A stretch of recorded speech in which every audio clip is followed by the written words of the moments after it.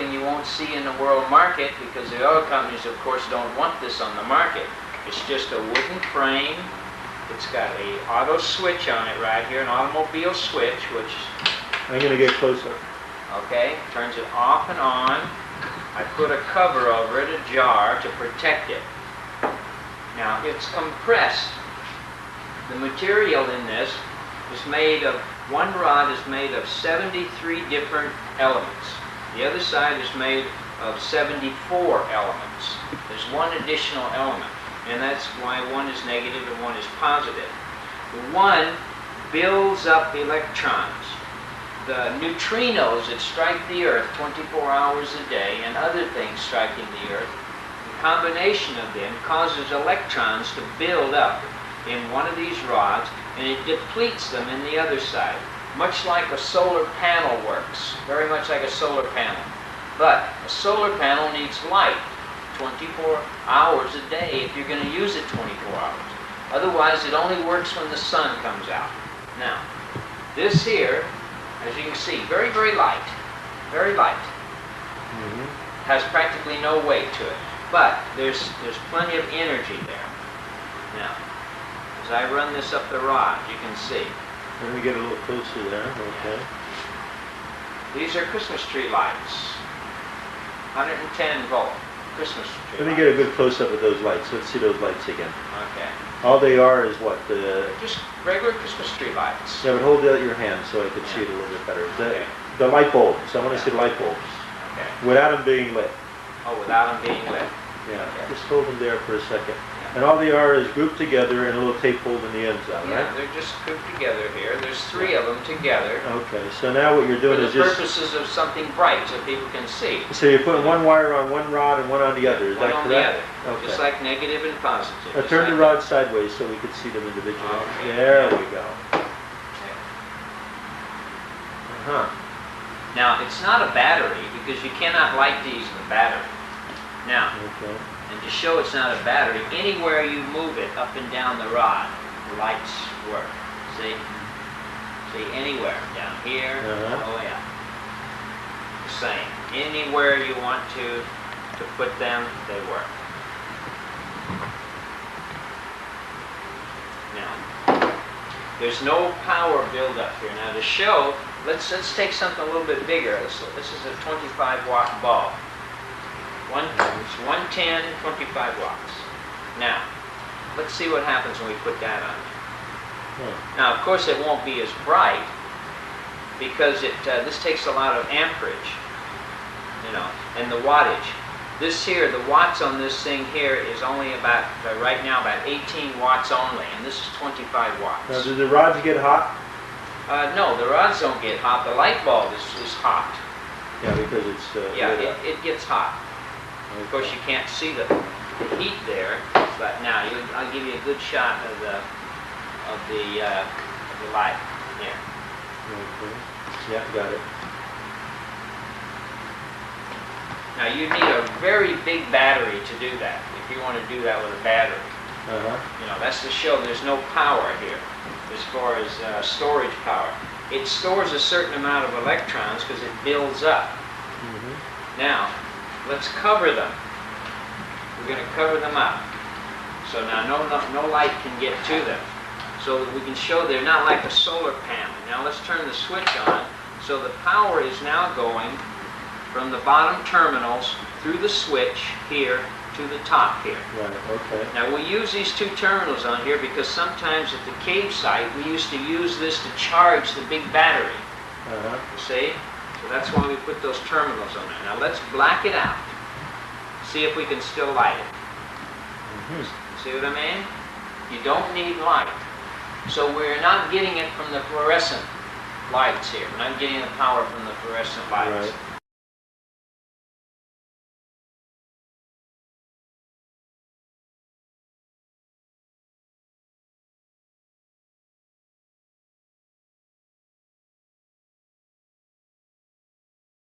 Controller, that's going to cause the power to come in from the wall into this whole situation, the electricity. All right, when he turns the power on, it's going to light this light bulb at a certain intensity. See, it's not all that real bright, but he's lighting the light bulb up with whatever power we need right now. Now what he's going to do, over here there's an amp meter. You notice right on the power controller there's a voltmeter, and on the amp meter we're getting what? 0.62. That's the amount of amps that we're getting. Drawing 0.62 amps. Now over here is the wave generator. Magnetic wave generator. Magnetic wave generator. And the magnetic wave generator is not really on now. And what he's going to do is, when he pushes a little switch over here, then the magnetic wave generator is getting excited. When the magnetic wave generator gets excited, you'll notice the light bulb will burn really bright. This is a 100-watt light bulb. It'll burn really, really bright. Now, what's happening is we're set up so that all the back EMF from this magnetic wave generator, like when you have a cycle, you get a spike, that spike is back EMF. Funny thing is, like you said, they've been trying to get rid of that spike for a long time. Pretty hilarious, isn't it? Anyway, so that spike back there, you get that spike every cycle. And so what he's doing is he's capturing all the energy from the spike as all of the atoms in this iron collapse. The electrons collapse in it as you're taking off the energy on and off. That's what a cycle is. As you're taking off the energy, it's collapsing, and all that back EMF is being captured in two capacitors, right? That's correct. And right in the capacitor, then he's able to take the energy from the capacitors, free energy in the collapsing of the spike, and put that into the light bulb. That means that if he could put that into the light bulb, you wouldn't need as much energy coming from the wall to still burn the light bulb, because you're capturing the energy from the magnetic field.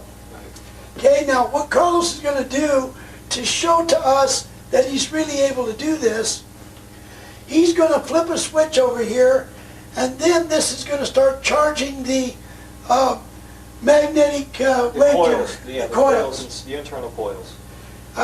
You might explain some of that, what the internal coils. So you got a coil, and then the electricity comes in. How does it take energy from the magnet?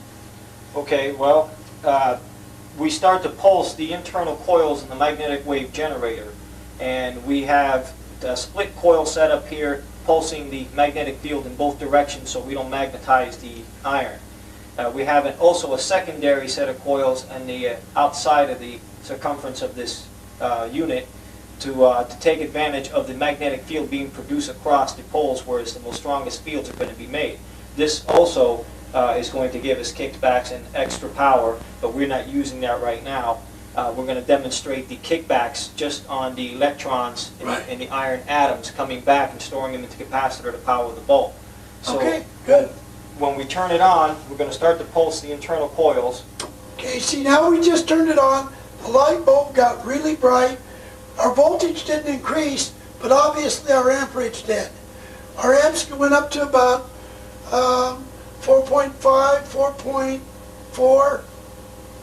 4.4, not about 4.5, I would say average. 4.5 amps. So now we're charging this, and we're getting back EMF, right? Yeah, we're getting back EMF. Now, we're getting back EMF now, but it's like we get one cycle, you know, a little bit of back EMF. The way we increase that back EMF, how do we do that, Is Carlos? to bring up the cycles. We had to make the cycles happen faster. So Carlos is going to do that now. He's going to bring the cycles together, and you're going to notice, as he does, the amperage is going to go from about 4.5 down, because it's going to take less power there, because these capacitors are going to be making up the power into that bulb. Carlos, go ahead and increase the frequency, and let's see what happens. Notice the amperage is coming down, it's dropping, the bulb is still staying bright. The voltage is not changing at all on the power source. So the amperage is dropping, bulb is still bright. Amperage is dropping, we're down to 2.7 from 4.5 to 2.7 amps already, bulb is still burning bright. Wonder if we can cut that in half. What's half of 4.5? 2.25? We might be able to make it before the brightness changes. Notice the brightness, we're 2.46, 2.3, still got the brightness, 2.26, 2.25. Cut that power in half. And nothing but back EMF. That's the energy coming from the electrons in the iron, right? That's correct. So the electrons in the iron itself, which are replenishing their energy from nature, are supplying the excess power to keep the bulb lit on 2 amps instead of 4.5 amps. Right, because the coils are consuming the energy right now, and the idea is to get it to a point to where we do less work on the coil and get more kickbacks, and this Yeah. is the direction that we're heading. There you go. And there's a lot of different things that we could do to produce the same effect besides using electricity. Right, but we're not going to tell them about Mark. we're not going to. All right, now, what we're going to do, though, is we're going to go over here. Mike, the cameraman, is going to take a picture of the scope there. And on the scope, we're going to let Carlos explain to us, show us graphically what's happening with this spike action here. Okay, these are the waves of the 2 different coils, and they're on and off time. This is the duration of the energized coil. And what we're going to do is we're going to show you now the spikes that we're capturing, that we're storing in the capacitor. There is the spikes coming up. Okay, you can see it's a really high, probably 600 volts coming back. And so now the idea is to squeeze as many of these kickbacks into a 1-second time frame to give us this more back EMF and collect more energy out of the electrons in the iron. For free. For free. So here we'll bring up the frequency now. Still getting a good kickback, and we're collecting them now. We're starting to collect more and more, Well, the amperage is dropping like crazy. and until you reach the iron's core limit. And here we can squeeze more back EMFs, Bulb is still burning bright. and there we can. Now, all that is free. All those spikes there are Yes, free. all that, it doesn't cost you It's anything. all coming from God in the electrons making the exchange in the material of the iron. Returning back to where God made it. Yep. Okay, we are disassociating the electrons, lining them up, and then as we turn the power off, they're collapsing and they're generating these spikes, which is also energy, and that's what the capacitors are collecting. And now the idea is to collect as many of them as we can in a given time frame to produce the. So if you're putting the power in, all you're doing is using man's power to excite the materials to extract God's Exactly. power from the materials themselves. So you're using man-made energy to then get free energy from the material themselves. Yes. So that's less man-made energy you need, the more free energy you get for the same job. And that's.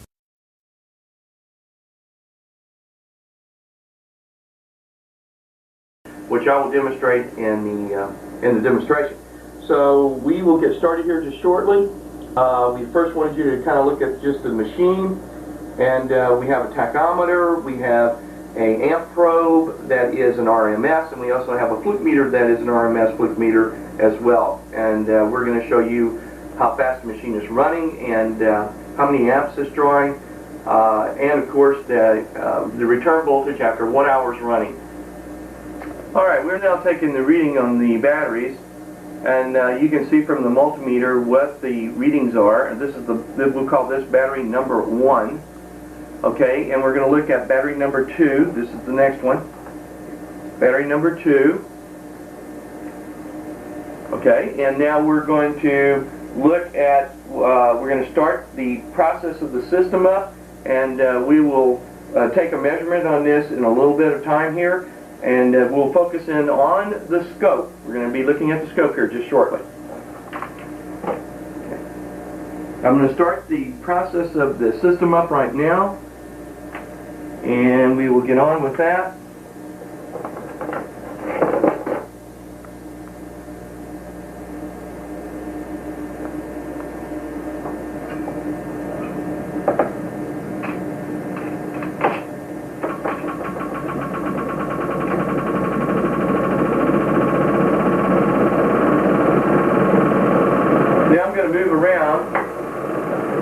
To the opposite side over here. We're going to wait till this gets up to full speed.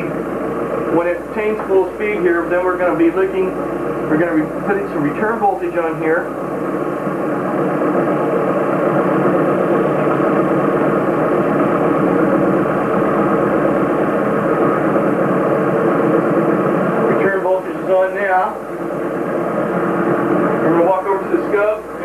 scope. See if Walt can zoom in on this a little bit. We're going to get up to, right now we're at a 100 volts. 100 volts at 0, so we're looking at a little over 110 volts, peak to peak, almost 200 volts negative.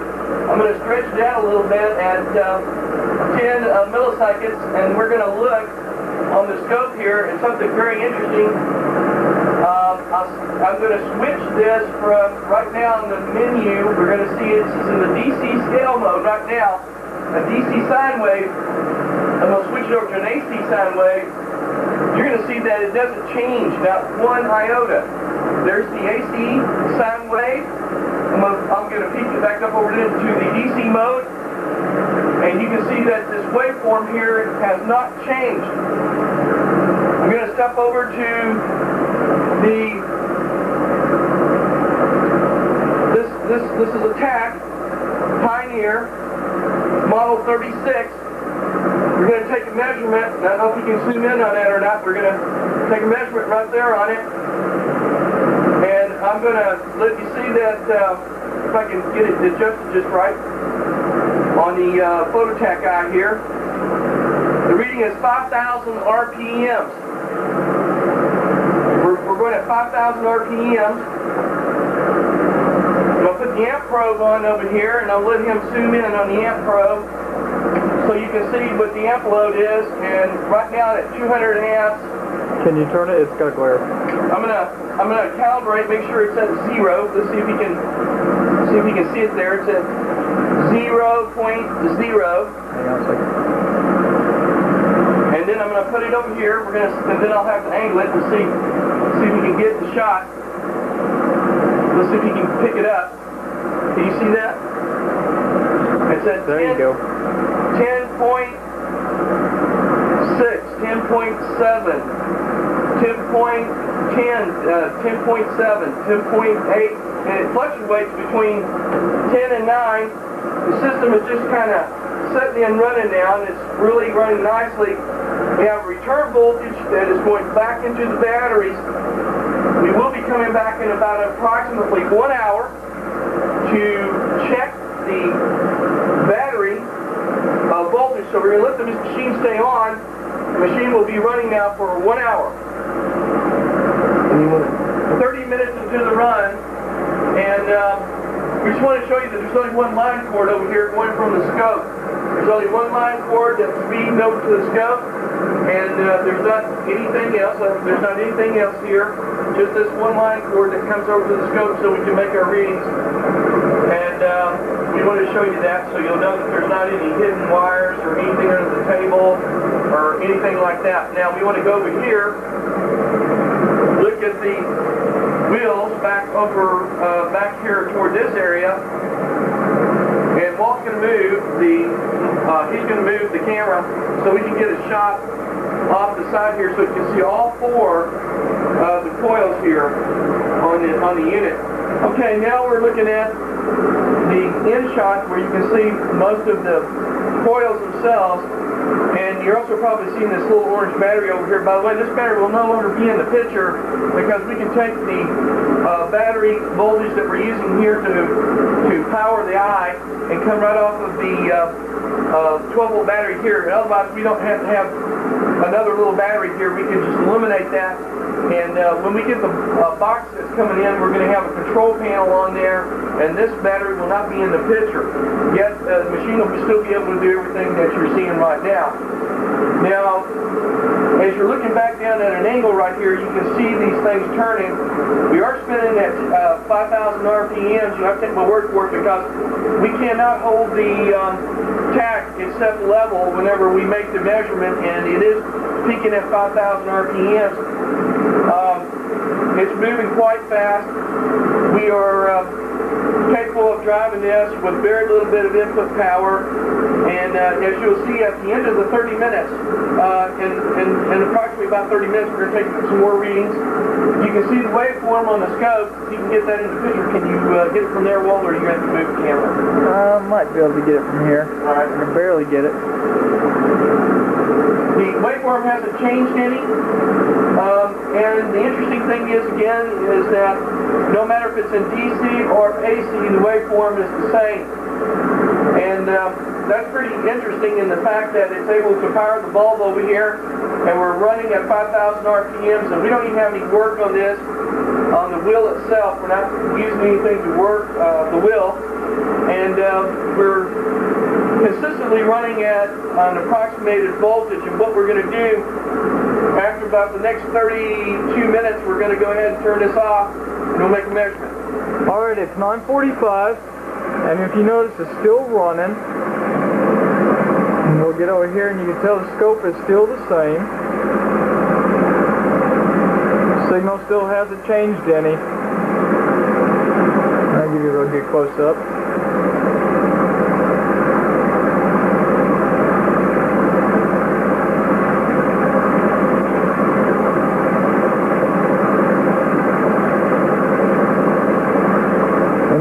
Still lighting, and we're going to probably run it for a few more minutes here, and then we're going to shut it off. We've been running for 1 hour here, and you can see the scope. It is exactly the same as before. In fact, the voltage here is, and you can look at the scope here, it's 120 positive, 120 volts positive, and it's going to 165 volts negative. In 1 hour's run, this has not changed. You can see the bulb lit brightly over here. You can also see the output of the system feeding back over to the batteries. You can still look, and I'm going to go over here to the RPM tach, and we're going to monitor the speed again after 1 hour's run. And we are looking at a little over 5,000 RPMs. That's what we're looking at. Right there, 5,000 RPMs, a little over. And then we're sitting here looking at the amp probe. I've got the amp probe on here and monitoring the system back, and we're reading about 10.2. And let's see if I can get that in there. You can see it fluctuating a little bit. It's getting 9.9. Sometimes it reads 9.2. So with a 0.2 on the zero, if you look at 0.2, it's got about it'll say 00.0. So we're pretty much back where we were. We actually are running exactly where we left off. And now we're going to go back and monitor the battery voltage, and then we're going to kill the system, and we're going to watch and see if the batteries themselves build back up to a certain voltage. So we'll go back and through. Right now we'll take a voltage reading, and we are reading right now, looking at the meter, we're reading 24, looks like 50, 2450, 2549, 2950. And I'm going to go ahead and start taking the system down so we can monitor the battery and see what the battery comes back up to. I'm going to go ahead and kill this. This is what I'll do. That takes that offline. And immediately, we're beginning to see the meter itself going up. We're at 24.87, 24.89, 24.90, and that's constantly going. We're going to make sure that stays on there. So after 1 hour's run, we're going to be looking at the voltage to the batteries, 24.95. And if you notice this immediately, as soon as I turned this off, and we went back and started monitoring the input to the batteries, it's climbing. 24.98, 99.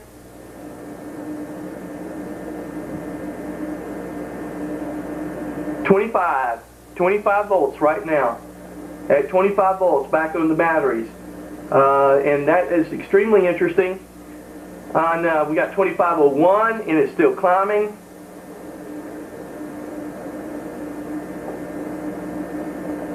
2502.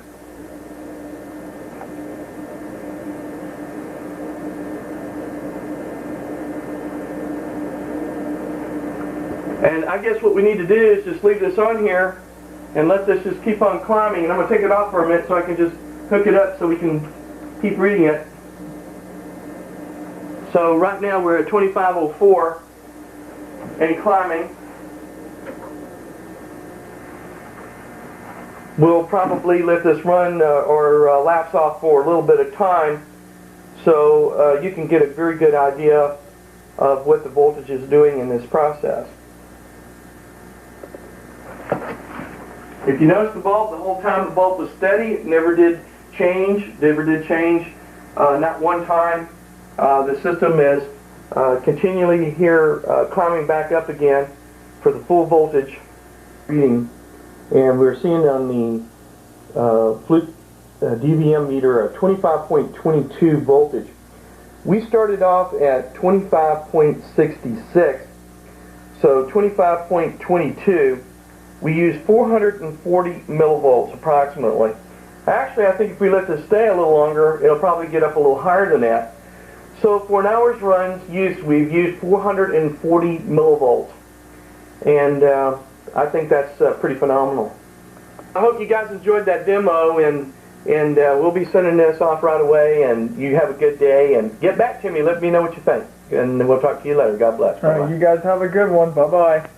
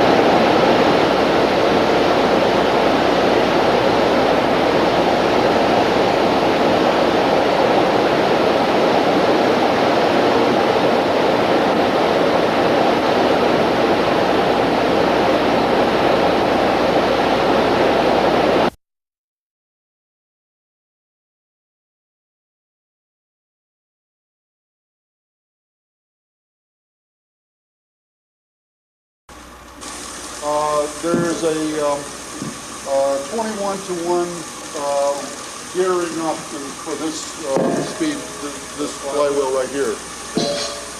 This is going 21 times faster than the unit.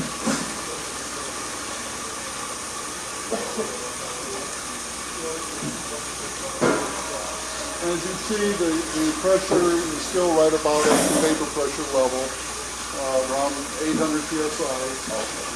The pump is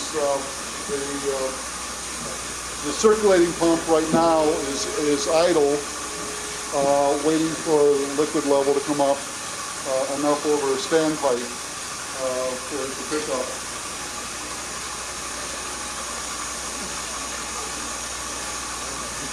If it doesn't pick up enough,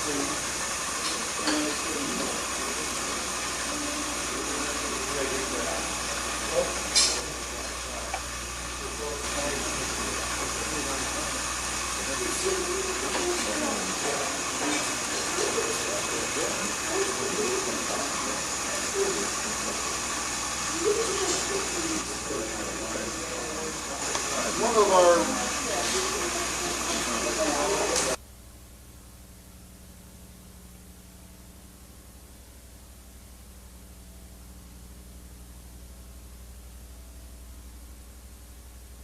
the thrust we got. You see this little collar right over here on the shaft? Well, we had to go to that big old collar and make it steel hardened to 100,000 shear value because we first started out with this collar. You see that big piece of steel there? That was the collar, and look what it did to it whenever we turned it on and we started applying that power to it. And by the way, these are pins. Those pins are steel hardened pins. It takes about 60,000 pounds of shear. And look what it did to them. Just snapped them right in half. So we knew we had some power when we turned it on. And the first thing that happened on the shaft was it just twisted the shaft and just tore that stuff to pieces. So we've got it real well fortified now. If all of us pulled against this wheel, we took about 30 people, we couldn't make this wheel turn. So when this comes down, though, it'll start turning, and you'll see the momentum that it builds up. Now, over here, we got the receiver, just like the receiver on the Joy. So once this CO2 comes out of the engine, liquid, it comes in and fills this up with liquid. You got a low side, and you got a high side. And you maintain that low and high side all the time. So it'll just sit here and run and run and run. So I guess with that explanation out of the way, I might as well just go ahead and let him turn it on. Rick, my assistant, why don't you just go ahead and turn it on. Now what he's going to do is he's going to go to the back and he's going to take the wheel off top dead center. When he gets the wheel off top dead center, the wheel will start turning. Now Charlie, you can just show us right here that the pistons, we got a double piston. One of these pistons go down while the other piston is coming up. So you see that one is rising while this one's going down.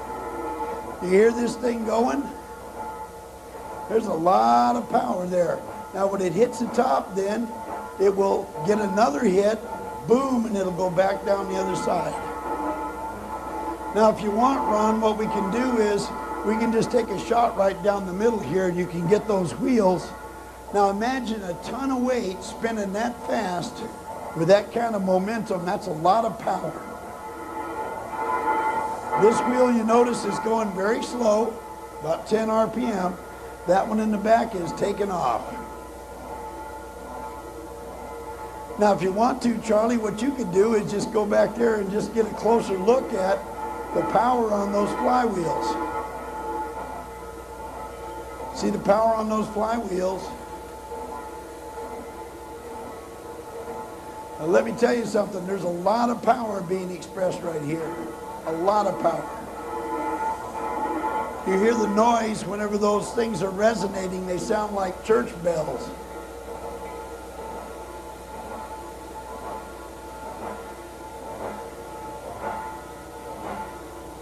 Okay, Ron, now, if you just take a look at the top here, right up on the top, we've got the high pressure That's the pressure of the temperature of the CO2 in the building. And then the low pressure over here, that's the differential. So the difference between the high pressure and the low pressure is what's causing this thing to run. And it'll just sit here. Now, it doesn't go very fast, so let me tell you something about this. It's good that it doesn't go very fast because this would require no maintenance at all. This thing will last 100 years. That's how.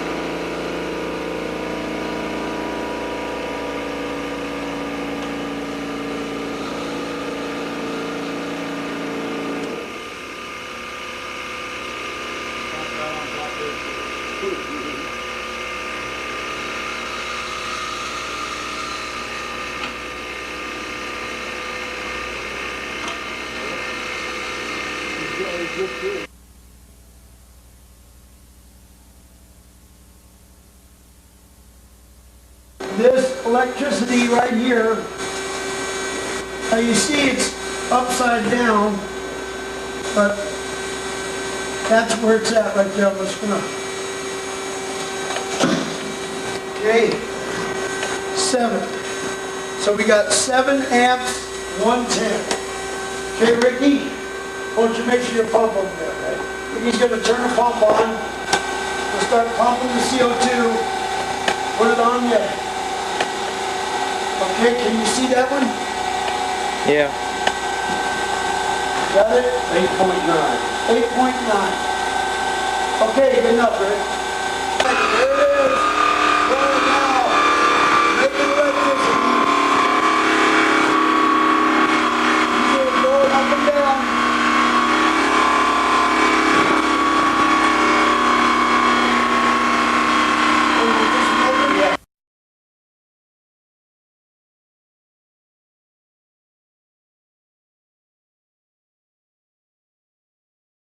This is the Tesla turbine. This was developed by my hero, a man who I think is the greatest scientist that ever lived. We built it from his writings and designs. We talked to other researchers with the Tesla turbine in the process of building it, and they did have a lot to offer us, but we also discovered that there are a few unique things that evidently they're not thinking about.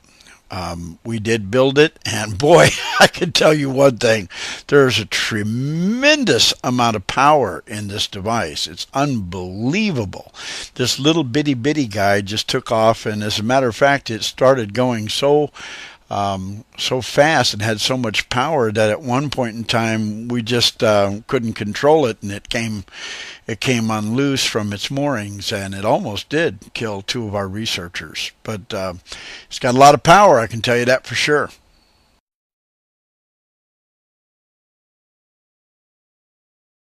Generator of a special design. It's referred to as a transforming generator because it combines 2 separate technologies. Inherent in this structure are both a normal alternator and the makings of a transformer. And the reason why these 2 technologies are combined in this way is because this device is capable of doing something that a normal generating apparatus cannot do. Effectively, these windings can talk to each other. They communicate by a magnetic flux exchange. And in doing so, they change what is referred to in the electrical vernacular as the source impedance of the generator. Now, the reason for doing this is kind of interesting. Everybody's talking about how important it is to upgrade all of our technologies and save energy and what have you, and yet some of the most basic apparatuses that we use have never been revamped in the best way to achieve these ends. This particular device is intelligent in the sense that it monitors the amount of power that's required by the load without the aid of an electronic regulator, and in doing so it ensures the delivery of a constant power to the load at hand. Now, to demonstrate this and to demonstrate the fact that this generator is capable of tracking what we call dynamic impedance loads, what we're going to do is basically provide you with two different demos. The first one, we're going to energize a standard high-intensity floodlight, and you can note the voltage on the screen here if you can see it. And I'm going to bring it up to its normal brilliance at 120 volts, which will be generated within the generator. Then we're going to shut it down, and I'm going to replace this bulb with a mercury vapor lamp. Now, a mercury vapor lamp is customarily powered through a device known as a ballast. And the ballast tracks the changing impedance of the lamp and prevents the lamp from exploding by absorbing too much power. This generator, by virtue of its unique windings, can do the same thing and thereby eliminate the cost of a ballast. Just picture the effect of having an entire parking lot lit with mercury vapor lamps and having no ballast. For your information, the cost of a ballast is at least 50% of the entire fixture. So that'll give you an idea where we're going. Without further ado, let me get on with the demonstration. Okay, so here we go. We're going to turn it on and light this one first. The interesting thing is this one doesn't run with any ballast. So we're proving here that we don't have any ballast. You're also going to see a sine wave that's pretty typical for this particular bulb, a sawtooth wave. Yeah, the voltage on this generator will change as a function of the impedance. You can see the waveform here is pretty clear. Eric is turning up the intensity on the scope. It's primarily an altered sine wave that looks a lot like a sawtooth function. Anyway, the bulb is lit to its full brilliance. We have 120 volts RMS, and we're pulling a nominal amount of current. Just a second. Let me shut this down.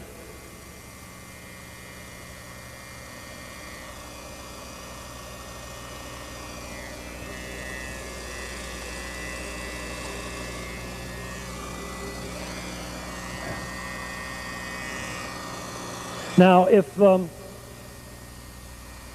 we get this other lamp in here, what I'll do is I'll set the voltage to the same voltage as we had before, 120 volts, turn the machine on, and you can watch the intensity build. And if all goes well, this will start to assume the properties of a square wave, which is the machine's response to the dynamic impedance of the lamp.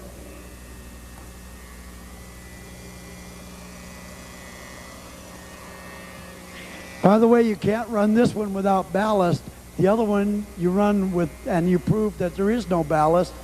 And so this one right now, if it lights, that alone is a miracle. Oh, a miracle. Now you notice that the waveform is bouncing around a little bit. That's because the plasma in the bulb is gaining strength. But eventually, when everything stabilizes, it will form a wave which is approximating a square wave. The reason that this is interesting is because a square wave has a higher order of harmonics in it than a normal sine wave, and therefore it represents a greater amount of energy being delivered to the lamp.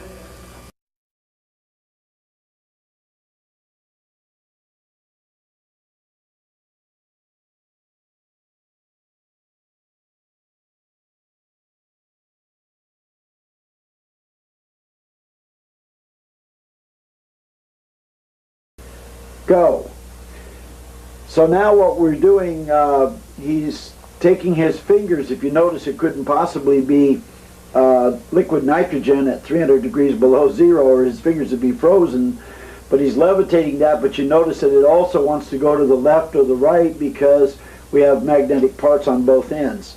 A close-up also reveals to you that that is definitely not a spinning magnet. It's dead quiet, but his fingers are also showing you that it's not it's anything other than room temperature. So there you are, levitation at room temperature in a Meissner field.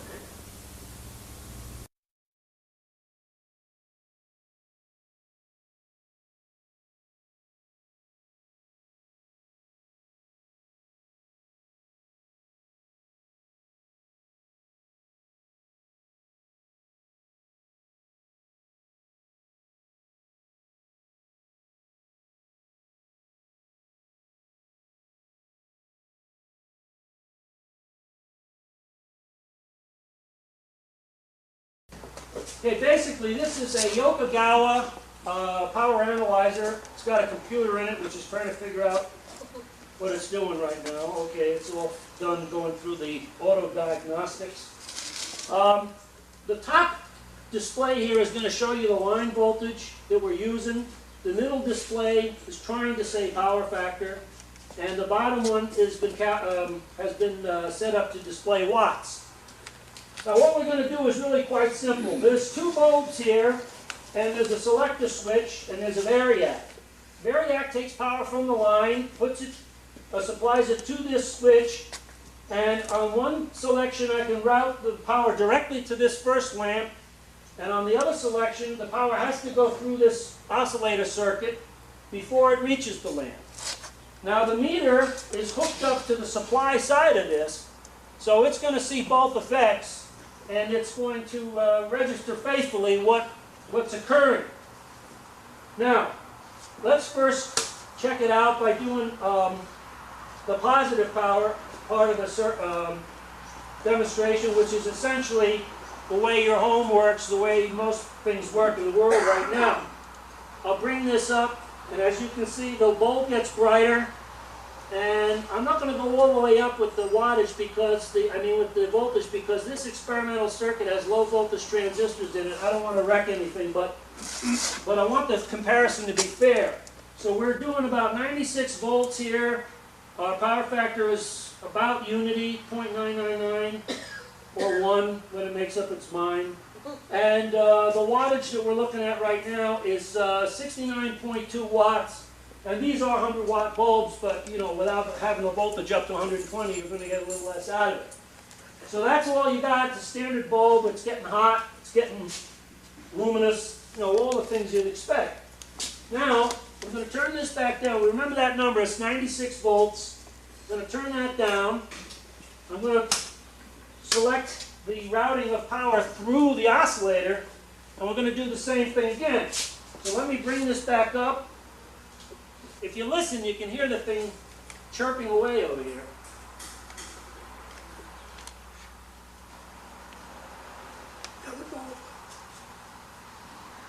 There's about 96 point something.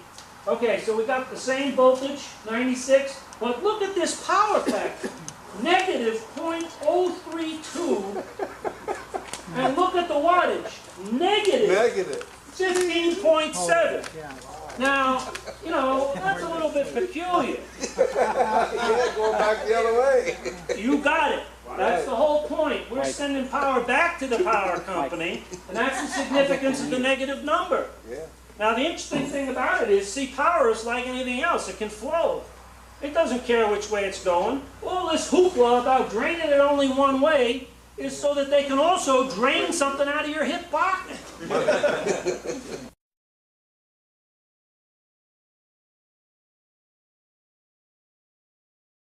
What I'm going to do is I'm going to dial up some voltage here. Now I'll show you that there really is electricity here because you'll see the effect on the light bulb. See that? That's what Nikola Tesla is known for. The man that could have changed your whole entire world and you never would have paid for electricity in your lifetime, who could have given you free electricity 100 years ago, is known for this right here, little games that you sell in little novelty stores. That's pretty sad, folks. That is pretty sad. Now, right here I have a single wire. A single wire. It's wired in right here. How many people know you can't send electricity over a single wire? You can't do it. Now the fact of the matter is, what we're going to do is we're going to use this wire as the ground. Why? Because they'd get mad at me if I drove a spike all the way through the floor of the foundation and tried to hit the ground out there on both of these sides of the stage. So since I can't stick these in the ground, I can't ground them. The only way I can ground them is with a single wire. So electricity is going to go through the air, and it's going to come back here, and what's going to happen is, by the way, if I just took this light and I would have touched anything that was grounded, the light bulb would light.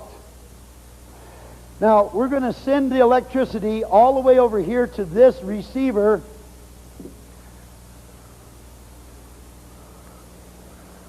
Over this cord. Move my thing over here just a little bit closer, Ricky. Let Ricky do it. Okay. I can fire Ricky. You I can just get mad at. No, never fire you, Ricky. Slaves have to be sold. Slaves have to be sold.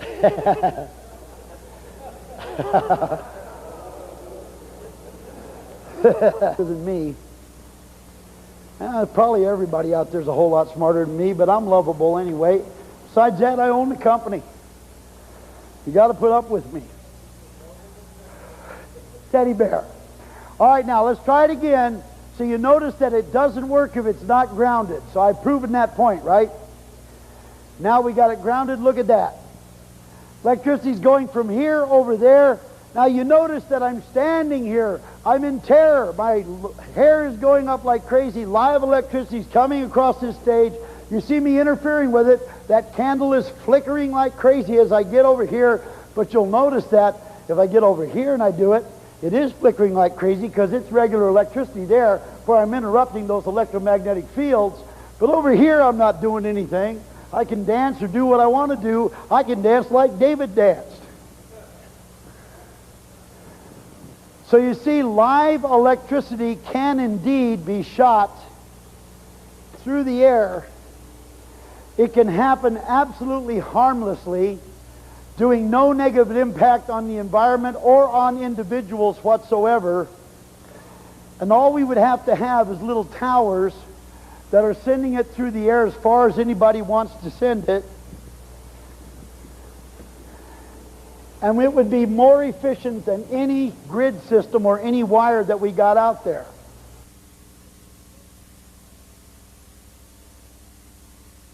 All that is because now what we're going to do is I'm going to take this ordinary light bulb and I'm going to prove to you that Tesla was right. So I'll just go ahead and prove it to you. Now this is a fluorescent bulb. How many people know you can't light a fluorescent bulb without ballast? Got to have ballast. Well, this one doesn't have any ballast. And also, this is a 12-volt battery, and you can't light a fluorescent bulb on a 12-volt battery, and especially without ballast. But I'm going to set this up over here so that my associate can do exactly that. And how many people know that in order to send electricity, you need to have a positive and a negative? You've got to hook a positive to a negative. Well, we're going to show you that this is hooked up kind of unique because you're going to see you don't have to have a positive to a negative. And I'm going to just let my associate explain that to you. Okay, we have a 12-volt battery here and a little box. Now this little box is not ballast, but it has an input side and an output side. Positive, negative on the input, positive, negative on the output. Now the input, we disconnect across the terminals of the battery. Negative, negative, positive, positive. On the light, we're going to take one of these terminals from one side of the light and hook it up to the positive here. The other terminal we're going to take back to the positive side of the battery. Hook up the power, lights the light. Now this is pretty strange because normally you'd have sparks flying and shorted out battery and all kinds of strange things going on. But just to show you that I haven't reversed the terminals inside of the box here, I'm going to switch this one here over to the negative side, and it doesn't light the light. So I haven't made any switches inside the box. Now, something even more amazing, you take one of these off. Now, you notice that when it takes one wire off, now we know we have to pass electricity through two wires, but evidently when you pass electricity through one wire, you only get half of it. See, because you notice that the bulb's only half lit here. So you only get half of it through one. No, you guys aren't buying that, are you? Okay? Well, you see, you can't pass electricity through a single wire, so what in the world is going on here? Well, what's actually going on is I'm completing the circuit right now, because you notice wherever I hold this, that's where the light goes. So it goes wherever I put my hands, and it's only going to be as lit as I allow it to be, because when it hits my hand, the circuit is completed through my body. That's because right now what is happening is, he's got a wire going up to his hand, you see that? And now the power is passing through his body, and then his body is sending the power through the air to my body, and my body is completing the circuit. Obviously, I really am completing the circuit here. Now, this is kind of interesting because right now what is happening is he's a Tesla coil, I'm a Tesla coil. Wouldn't you like to be a Tesla coil too? So power is passing right through the air. Now, we're going to show you something. We're going to show you that we are indeed doing this from the air, because the next thing I'm going to do is I'm going to put this speaker down, this microphone down, and then we're going to clasp hands. We're going to grab hands together. We'll show you the power of unity, solidarity, and brotherhood as we grab hands. We'll also show you we're completing the circuit directly, and watch what happens.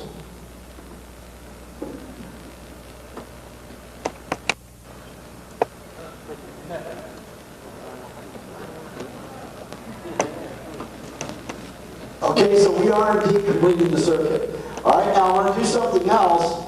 What I'm going to do next is I'm going to take an ordinary bulb, just like that bulb, except this one is burnt out. You notice that? This is burnt out. This is a burnt out bulb. You can't light this bulb anymore. So not only is it pretty terrible, pretty amazing that you can light one of these without any ballast and with a 12-volt battery, but I'm going to go all the way over here across the room so somebody doesn't say, well, yeah, we're standing on top of one another for crying out loud, we're in an electrical field. I'm going to send electricity all the way over here to the whole other side of the stage, and I'm going to use a bulb that's burnt out to do this. So we're going to take a burnt out bulb. Now I'm going to take a single wire. So you notice here I've got a single wire going all the way back to him. The reason why I have one wire, you can't pass electricity over one wire, but I'm not grounded and he's not grounded, so we need a ground. So we have to have one wire to complete the circuit for the ground. By the way, Nikola Tesla did this 100 years ago when we were riding horses and buggies. Nikola Tesla 100 years ago sent electricity that he took from the ionosphere. He sent it across the countryside 26 miles away, where he had one of his little Tesla coils stuck in the ground. There were no wires at all because it was already grounded, because that was in the ground, the other one was in the ground. He's not grounded, I'm not grounded, so we're going to need this. But 26 miles he passed electricity. Guess how efficient it was? 100 years ago, it was 99.9% efficient. Hello. Now, right now today, I challenge any electric utilities executive, any engineer who works for the electric companies, if you can take electricity, pass 2,000 kilowatts of electricity 26 miles over any wire that you want, 99.9% efficient here, 100 years later, be as efficient as Tesla was 100 years ago, I'll give you $10,000 in cash. But my money's safe, because you can't do it. Now, so he actually was more efficient 100 years ago than they are today, passing power not through wires, through the air. Now let's see if we can complete this circuit here. Notice we're doing the same thing with a burnout bulb. So here we have a burnout bulb. We're lighting it again.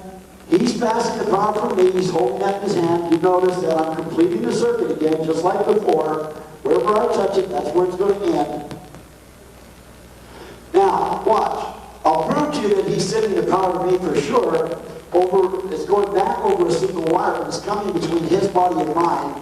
He's going to take his thumb. Now, his thumb's on the end of the wire, so as he lifts it, he breaks the circuit. So, watch what happens when he puts his thumb up and down. See the bulb? He's breaking the circuit. He's sending the power to me. Now, he can go ahead and stop. Now, I can order to start again. Now, it happens. Stop. Now, also by the way, this is the way God makes halos. He uses all of our burnout fluorescent bulbs.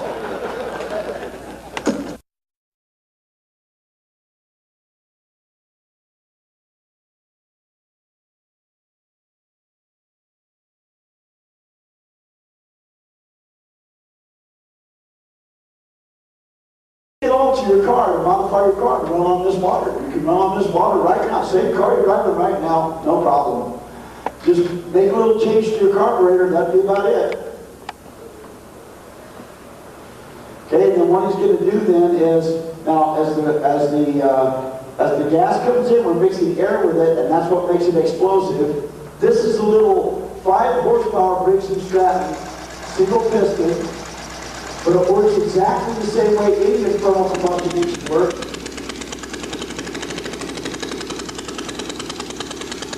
Okay, running that on nothing but water, that's going to get the car engine in your car. Okay, that's good enough. Now, in order to modify your car, all I need to do is put some little cells in there on the cavities of your car to be able to make that water gas. And as we make the water gas, then what would happen is we would have a little battery to be able to use the electricity to electrolyze the water. And then you just run down the road with a battery, some cells in your car, and ordinary car with a tank full of water, you're off and running.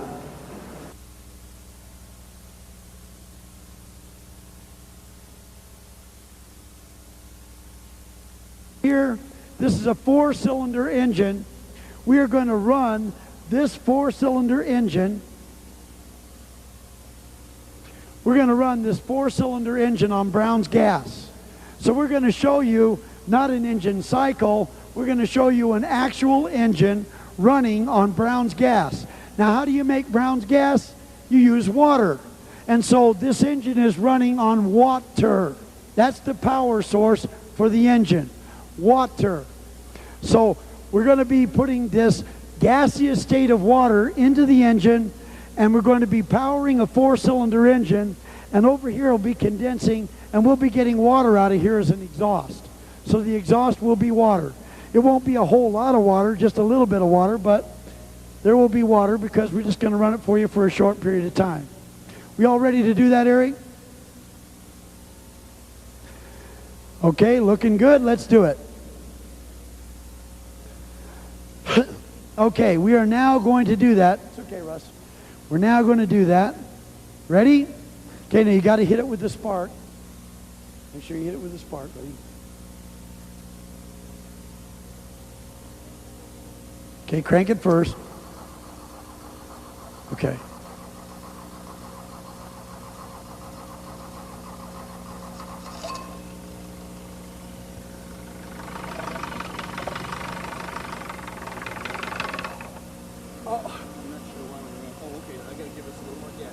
Okay, give it a little more gas. You see it running?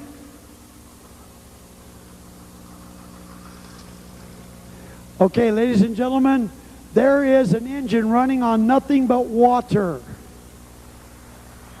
This is a Brown's gas engine. It's running on water. We're kind of condensing here. Water.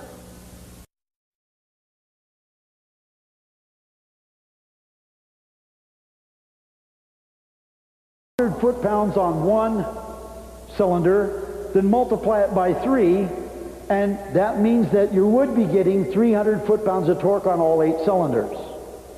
So now, whatever you get on one cylinder, multiply it by 3, and that's what you would get if all 8 cylinders were modified to the Fisher-Brauer concept.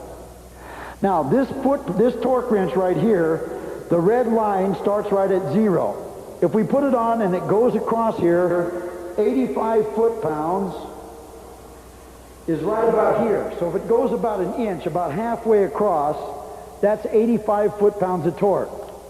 Now, if it's 260 foot-pounds on all 8 cylinders with the internal engine process, then if we divide that by 3, we should be able to get 85 foot-pounds out of one cylinder.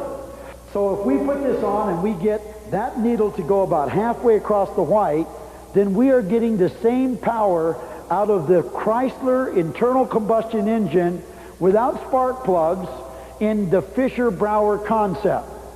Now, just for the fun of it, we will look at the biggest engine that Chrysler made. This is the biggest V8 engine that Chrysler made. This is 380 foot-pounds of torque. Now, if we divide 380 foot-pounds of torque, we get about 123 or 125 foot-pounds. So, if we put this torque wrench on here and we excite the cylinder and it goes all the way to 125 foot-pounds, which would be right about there, just about a half an inch or so from the end of this white. If it went all the way there, then ladies and gentlemen, modifying this to a new engine process that does not run with any combustion, with any spark plugs at all, no internal combustion, modifying the same internal combustion engine that was made by Chrysler, then we would be making the smallest engine they make have as much power as the biggest V8 engine they made. Now, that would be pretty interesting and pretty incredible. So what I'm going to do is I'm going to turn this over to Eric Brauer. I'm going to let Eric explain to you how he's setting this test up himself. Okay, what I would do is two cylinders.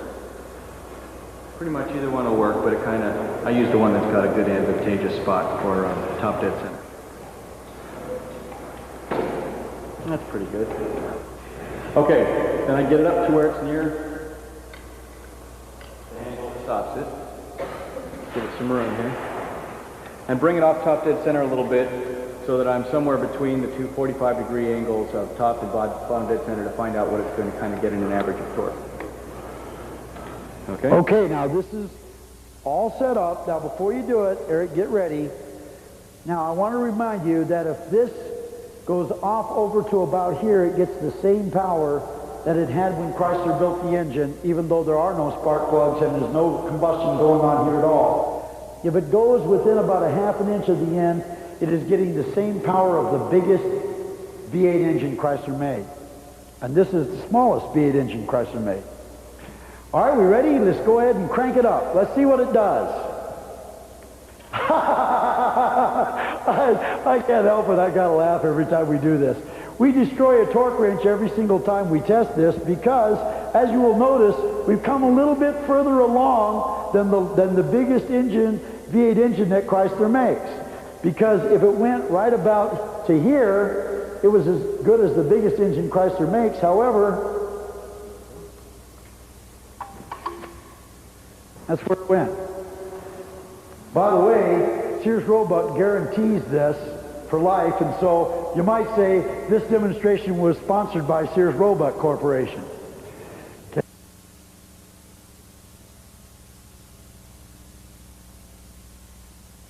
The engine the way it's going to be made to modify to your car, because what happened was we found out that we had some seals over here, and the seals were popping whenever we put it in, so we had to change the valving structure on it, and we didn't have time to change it.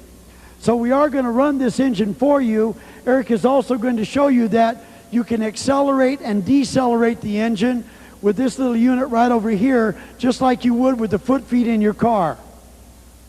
And so Eric is now going to turn this one on and run this one for you and show you the acceleration and the deceleration. And so he will run that for you now. This one isn't going to make noise.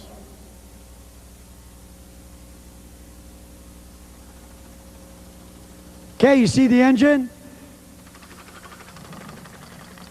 See, he's slowing it down.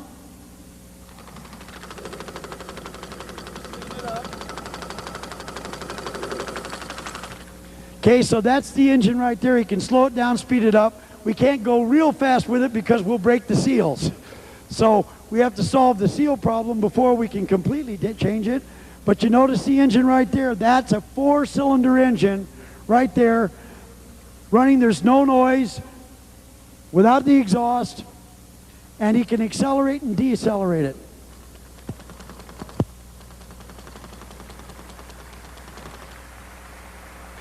Okay, so ladies and gentlemen, the low temperature phase change engine is right here, right around the corner. Now,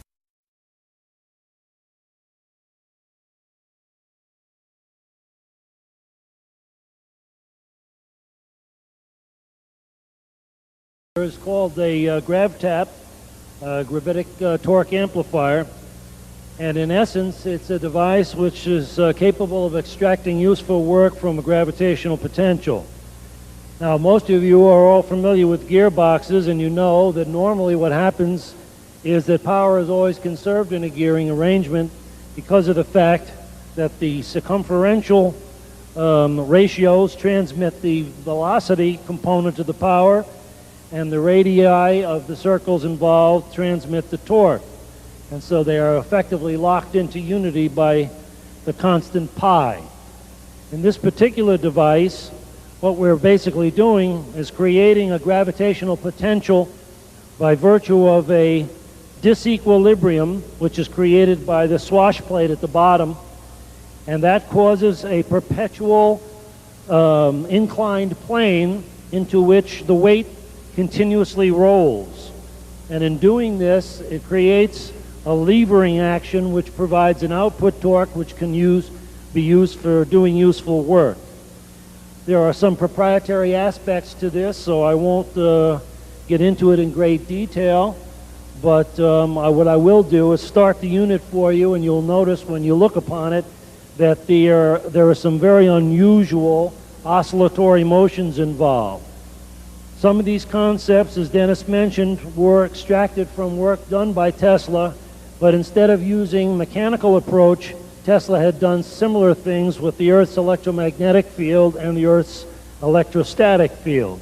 So without further ado, let me just start the unit momentarily. Okay, we're going to start up the electric motor. We're going to start this thing turning. Now obviously we're driving that around here with this electric motor, which is using energy. But you're going to see that we're tapping into the gravitational forces of the Earth and we're magnifying the torque.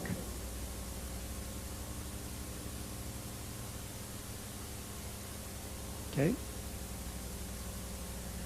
At the top here is a Prony brake, which can be adjusted to provide varying amounts of output torque.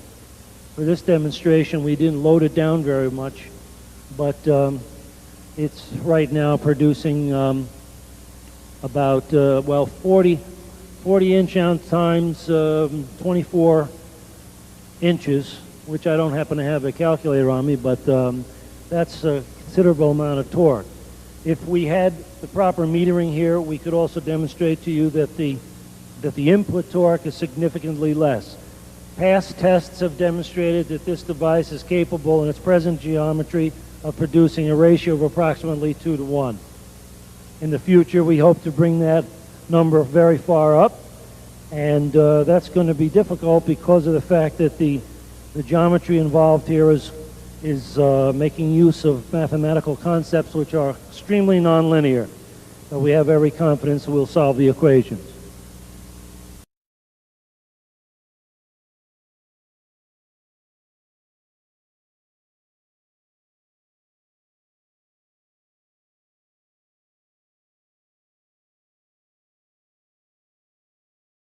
You can see it with your own eyes.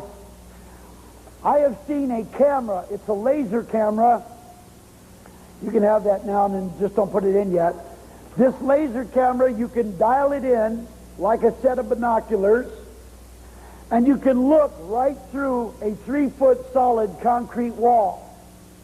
If I had a 3-foot wall between me and you right now, I could be filming you, we could have a television monitor there, and you could be making faces at me through that wall and be looking at yourself on the monitor. I would see you just exactly like you are in full color, and everything that you wonderful, beautiful people are would be right there on that film. Now, I could also do that through 6 inches of solid, high-carbon steel, stainless steel. I could also dial it in and look through this gentleman's clothes right into his body and watch his heartbeat on a videotape. And we could see his heart beating right on a video. We can look in and we can see all of his internal organs. We can look in and we can see his skeletal system. Go ahead and play that tape. I'm going to show you a human heart beating through the clothes, a close-up of a foot, not X-ray, laser, no radiation at all. You can just go right into the human body, look at a tumor or anything else and not even have to do any x-ray or CAT scan or anything. No negative impact on the person whatsoever. Okay, show the film.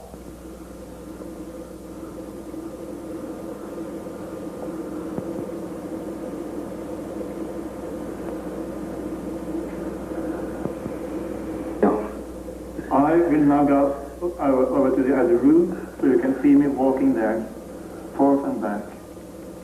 Yeah, move it.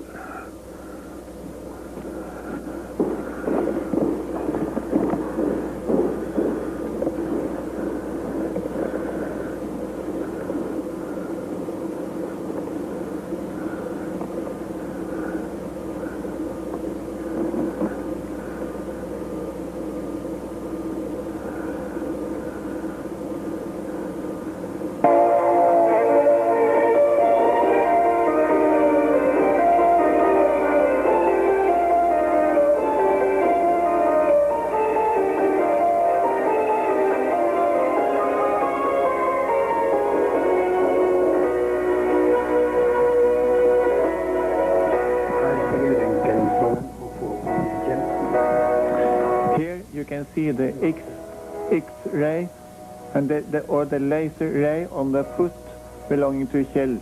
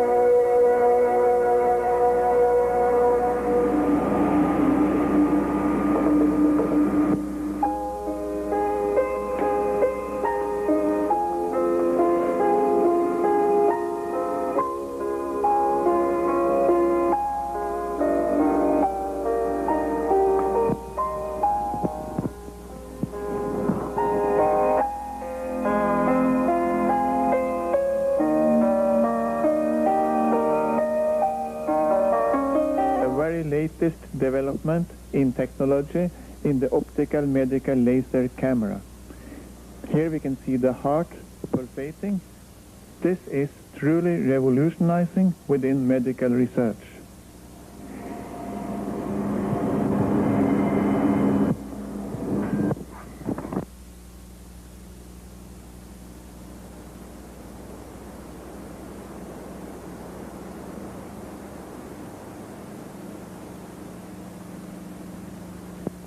Highly explosive shell. They are both about 40 centimeters below the surface.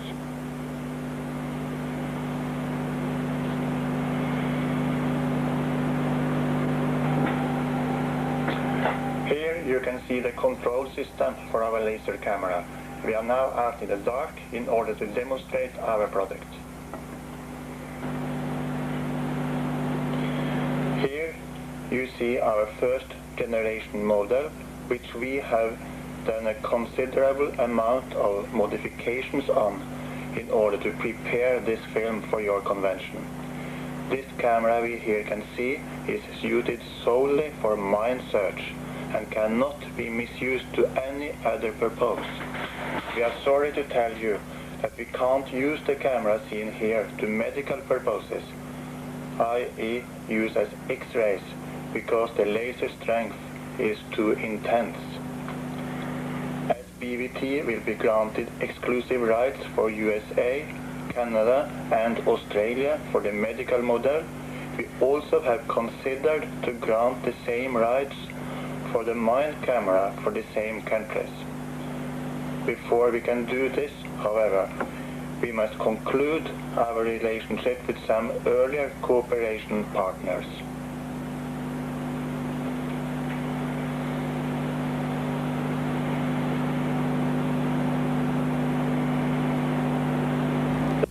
And a highly explosive shell to the left.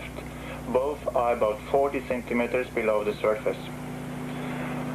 When the commercial mine camera is ready to be sold on the international market, this will have a very good solution and they give very clear pictures. What we have here, however, is the first generation laboratory model, which we have modified to give you a demonstration of this product. We will reveal to you a little about how our camera works. The camera is based on two types of laser. One laser has a constant frequency, which are polarized with the other laser, which gives pulsating radiation. This laser is also calibrated to function on another frequency. What we do is to shoot asunder the atoms in the laser, and this causes the molecules to move sidewards. Thereby the laser penetrates the matter it is directed towards, for instance a wall. In addition, we have a simulated gamma beam lying very close after gamma radiation, which contributes in making the pictures clear. It has gradually become a well-known technology that when you shoot asunder the atoms in the laser beam and cause the molecules to move sidewards, you can run the laser beam through matter, which normally never can be done. Unfortunately, we cannot reveal any more about our technology.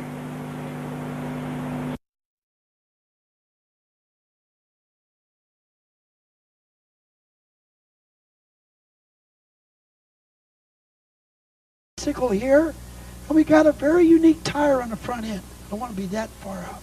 Okay. Very unique tire here. Now, this tire could be a car tire, a truck tire, an airplane tire, a bicycle tire, motorcycle tire, any tire whatsoever. Do we have our little unit? Okay. I want a volunteer from the audience to take this fake pick here that we have. See, you just push in and it goes into the handle. Oh, it doesn't work. Oh well, take it anyway. Take the pick. Anybody wants to do it? Come on up here.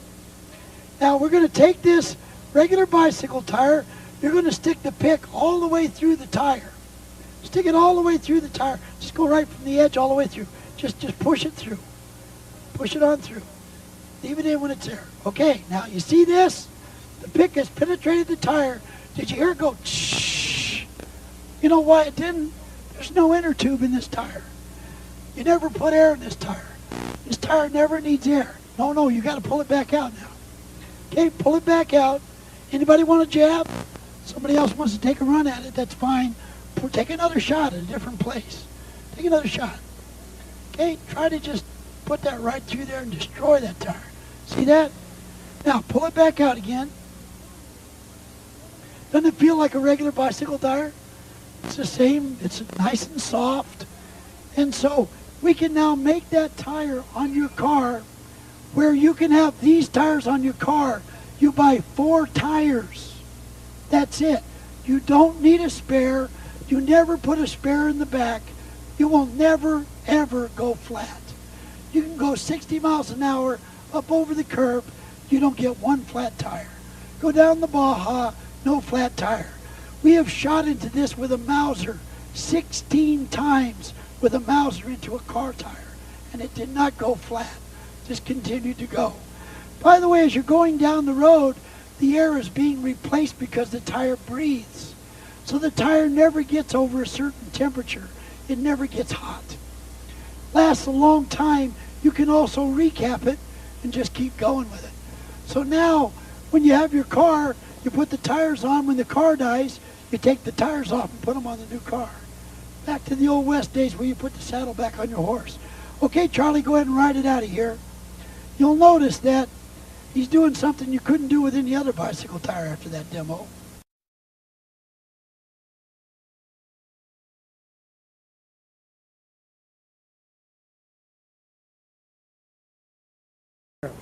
Now he's painting up this piece of metal. He's taking a little battery. He's hooking up the electrodes in this battery, low voltage, putting a little butter on there, and he's cooking himself an egg. Low voltage. It uses 35% less energy than conventional heat generating systems. 800 degrees Celsius can be achieved with only 100 volts.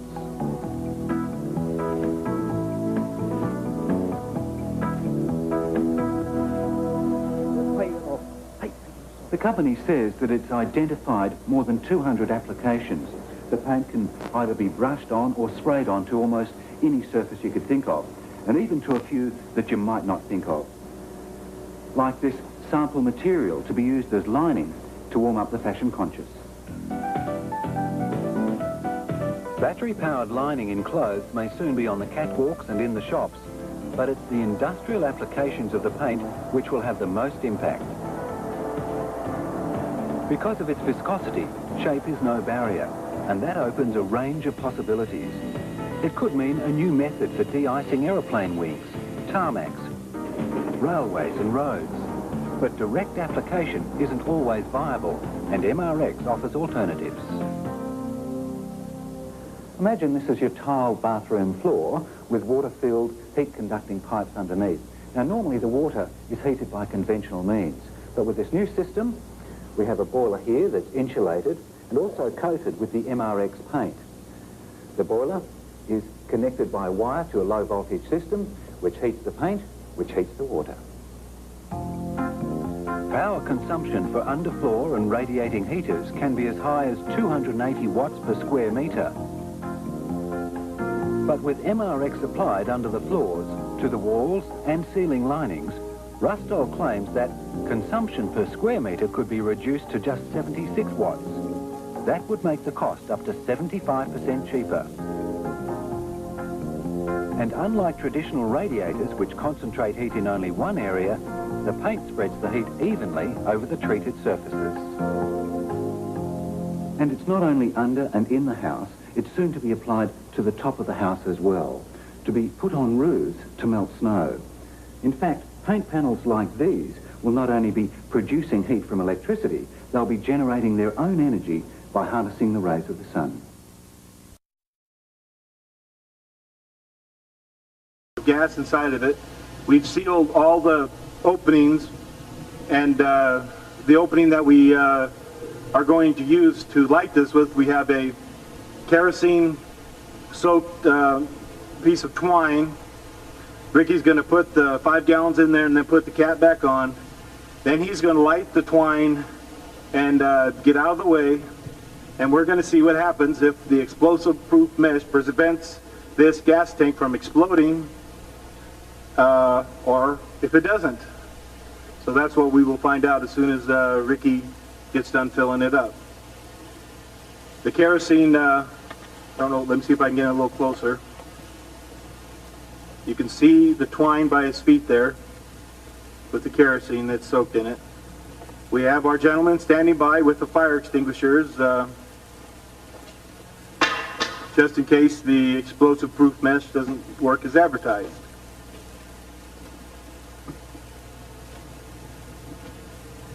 Ricky's just about done pouring in the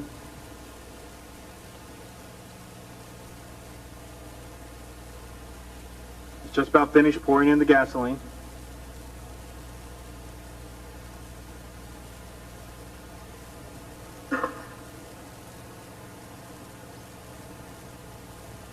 When he does, he will put the cap back on. He will tighten it down so that it's a good, tight, solid fit. And then he'll light the fuse. See the top of the container? Putting in this tank at 70 parts per million. Now this is 70 parts per million. And see what happens. This is out at our voluntary sanctuary for volunteers. Okay, he has the fuse in. He's pulling it out away, grabbing the torch, lighting it, and there she goes. Fire is approaching the tank rather rapidly. We may not blow up the tank, we may burn the property down.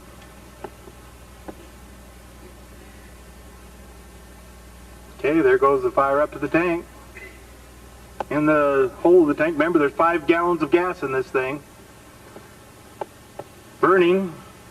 Well, no explosion so far. In fact, the fire's burning itself out.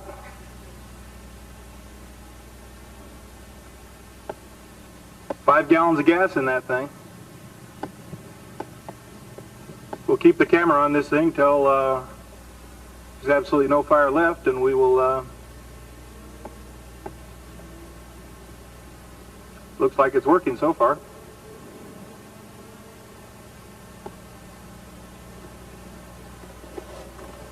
Looks like it's burning around the hole. If there's fumes coming out of it, it may continue to burn where the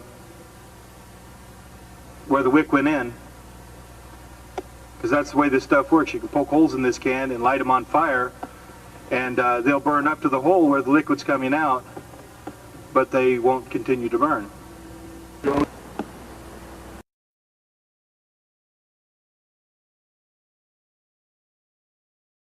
To power this engine right here. How would we power this engine? Well, ladies and gentlemen, if you don't have gasoline, you got to have something powering the engine. You got to get energy from somewhere. Now, by the way, the prototype that we're working on, the idea that we have that we might be able to do, we're close to it, might be that we just power it from the energy we take right out of the air directly. Now, that's pretty interesting and pretty exciting. However, if we don't get that done, we're going to need power. And so what I've got in my hand right here is the world's most efficient thermal storage device. This is the most efficient heat cell in the world today. There are 4 little cells here. This is a 4-pack. You can get a 6-pack too if you want one. Now, this right here will store heat energy more efficiently than anything else on the planet. Each one of these little cells, we had the world's record when we used sand in here. And with sand in here, we could store enough heat energy that we could hold a lot of energy, but we found a substance that's 9 times the specific heat of sand. The substance that we found would have the capability of putting 60,000 BTUs of heat energy in one of these little cells. So the 4 of these together would have almost 250,000 BTUs of heat energy. Now this engine over here is going to be a whole lot more efficient than the one you got in your car. The one you have in your car right now runs at less than 20% efficient. This engine right here would run at almost 60% efficient. So between the additional efficiencies of the engine and this thermal storage device, we could store enough heat energy right here to run that engine for about the equivalent of 1 full tank of gasoline. So we store the heat energy in here, we got a tank of gasoline. How many of these could we put in your engine compartment on both sides? How many of these could we put where the gas tank used to be, because we're going to take that away from you when you come to our facility to get your car modified. And so, ladies and gentlemen, we can store all the heat energy you need for a month's worth of driving, and all you have to do is just plug it in once a month. Now, you see how we put the energy in here?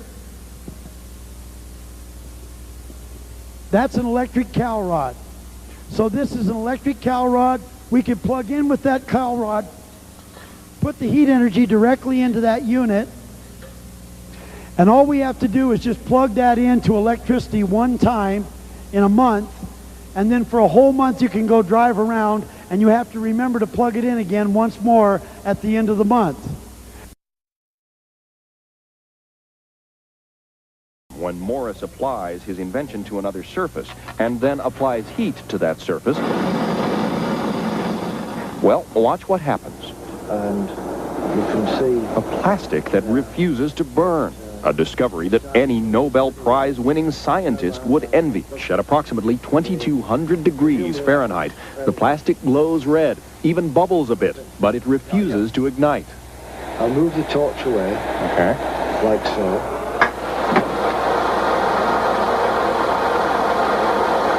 You can barely feel it. Whoa. But just watch this. If I turn the flame off and remember that it was producing 1,200 degrees Celsius, if I then crack it open, what's more, the egg hasn't even begun to start cooking.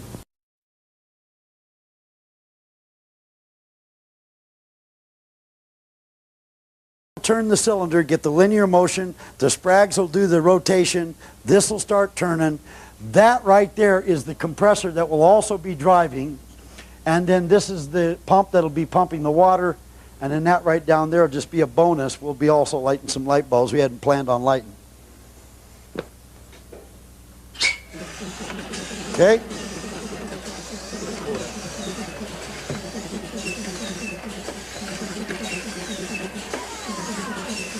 Are we pumping water or what? Light the light bulbs. Plug in the light bulbs. What's wrong? You can't get them plugged in? Yeah, we got a couple dead bulbs. You got a couple of dead bulbs? Oh, well. Is that still pumping water or am I crazy? All right. So there it is. This is turning down, which is pumping the water. Michael. Broken plug. What can I do? You got a broken plug. Okay, well, I guess we can't do much about the plug. Sorry about the light display.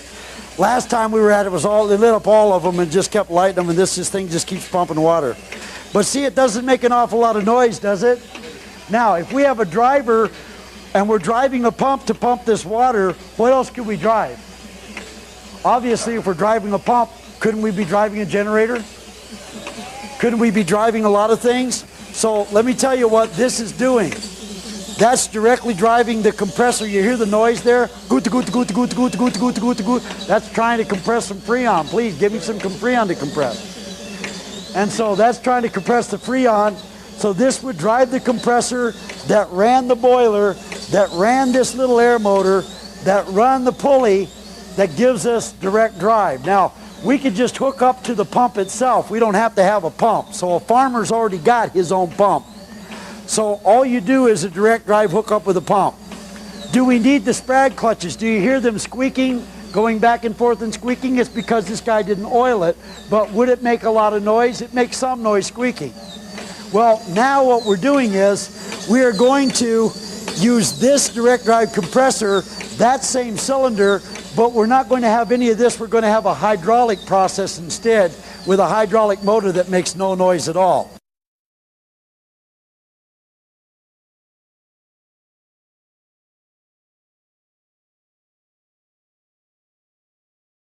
Here is water in a cylinder.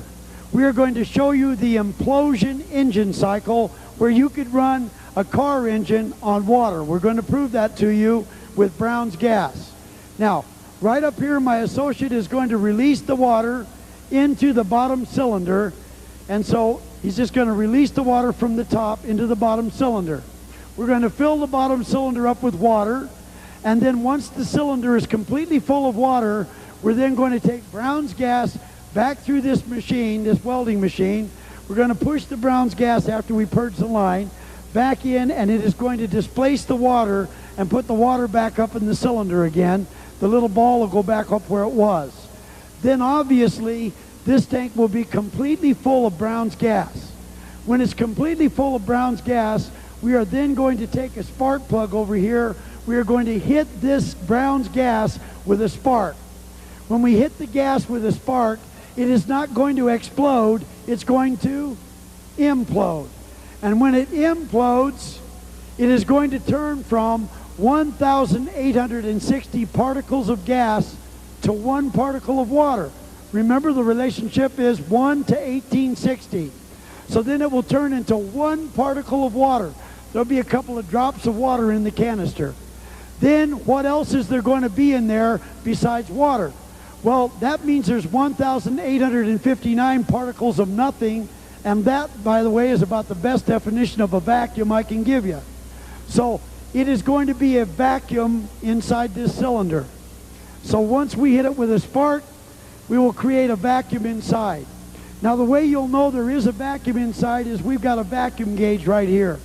This vacuum gauge, once we hit this with a spark, we get the vacuum, you're going to hear a little ping. A noise like a firecracker, and that's going to be not anything exploding. That's going to be the sides of the canister trying to cave in because there's a vacuum on the other side. If there was a vacuum in a tin can, it'd just suck it quiet, just suck it together.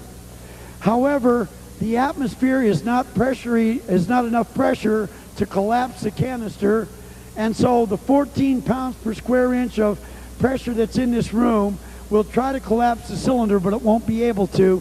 That's the noise that you hear. Then we're going to prove that we got a vacuum by opening a little stopcock here. The vacuum gauge is going to go to the right-hand side, so you're going to see it go from the left, no vacuum, over to the right with a full vacuum in there. Then when we prove we've got a vacuum inside, this right here You know what you just did? That was open.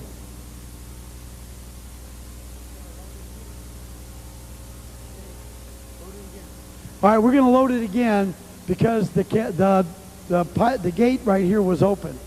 And so all the gas you just put in there just kind of went right back out the gate. Okay, turn the unit back on. We'll load it up again. Just take us a minute. This guy's from California, so you got to forgive him, okay? I mean, California is part of the United States also. He is still an American. No, I love you, brother. All right, now, so we're going to release this down. Now, once we get this completely released down, we'll load it back up again. This vacuum meter is going to show you that there is a vacuum, and then we're going to leave that closed so that we don't escape all the gas out to the air.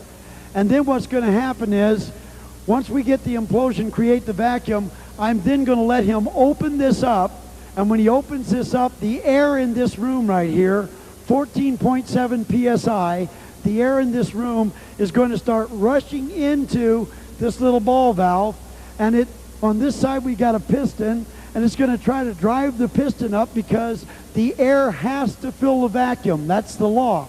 God says air will fill the vacuum, and so as it rushes in to fill the vacuum, we've got, now over here we've handicapped this piston somewhat. We've got 5 50-pound weights down here. As the air we're sitting in rushes in, it's going to pick these 5 50-pound weights, 250 pounds, up off of this platform 1 foot in the air. So we're going to lift that all the way up 1 foot in the air, and we're going to do that from the air pressure in the room right here. So feel your face right now. The pressure pushing against your face is going to now lift 250 pounds a foot in the air. Isn't that 250 foot-pounds? Yes, it is. And so we're going to show you 250 foot-pounds using 14.7 psi at sea level air pressure. So if you can imagine the air that you're sitting in, lifting 250 pounds a foot in the air, that, ladies and gentlemen, is incredible. Now, we've got the gas back inside again. Now we're cooking again. All right, let's try that again. Instant replay. Now, what I'm going to let my assistant do here now is he is going to hit that with a spark. So when the gas is hit with a spark, you'll hear a little ping, and that is going to be the sound. Go ahead. Yeah. You hear the ping? That is going to be the sound of that canister trying to collapse. Now he's going to open this up and prove to you there's a vacuum. Did you see that gauge go all the way to this side from that side? That means there's a vacuum inside this canister here. Now, with the vacuum inside the canister, my associate now is going to do the sublime experiment. He is going to lift this 250-pound weight a foot in the air using nothing but the air pressure we're sitting in. You ready to do it, California? All right, let's go for it. All right, there we go. You see that, ladies and gentlemen? 250 foot-pounds of power using the air that we are sitting in because a marvelous man named Professor Yul Brown cared enough to continue to pursue a dream and pursue a technology.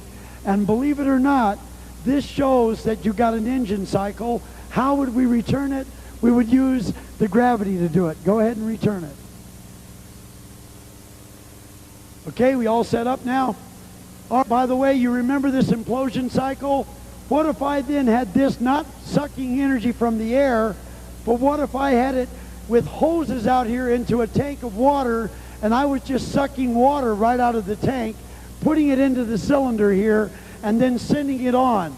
Ladies and gentlemen, with this process right here, we can pump water for farmers or for anyone else, even right out of the ocean, absolutely with no mechanical device at all. You don't have to have a piston. You don't need to have anything. All you need is a cylinder full of Brown's gas, hit it with an implosion, and then let the water suck in and through it. Let me show you that on videotape now. Next video.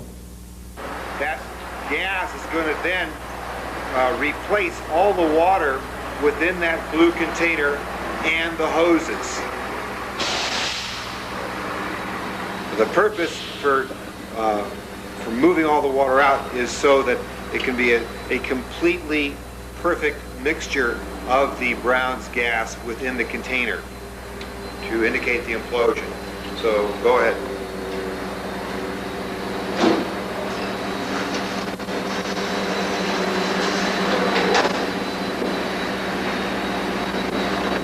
Okay, so you're opening up the first.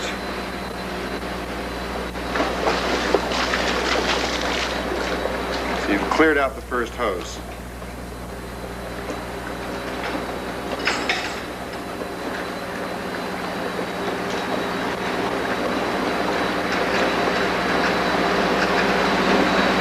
And now he's going to continue to clear out the rest of the hoses.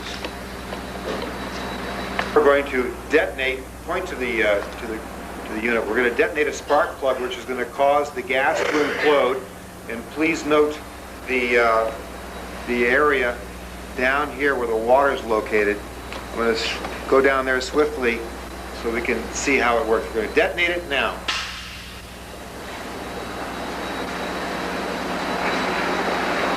You can see how the detonation took place and drew the water up, sucked up into the container. We're going to open up the valve again. By the process, just a moment, by the process of the gas being made by DC energy within these cells, it creates a 60 psi pressure. So what we're going to do is use the gas, which is created in one of the Brown's gas machines, to push the water up 1 atmosphere, which is approximately 30 meters or 10 meters now. So go ahead. That's going to go up and it's going to squirt out. Yes. Go over there. Okay. It's going to go up here, across inside, come down over there. Go ahead, open her up.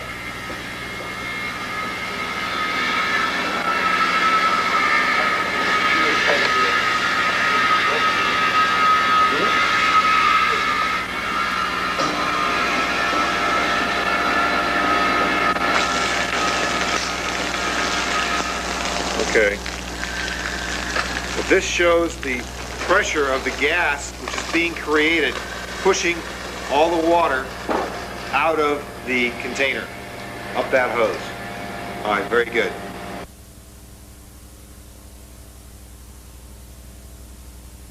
Plug it in, turn it on.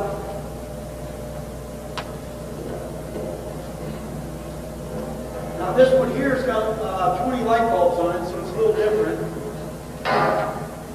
It's not set up to pump water. This one here just is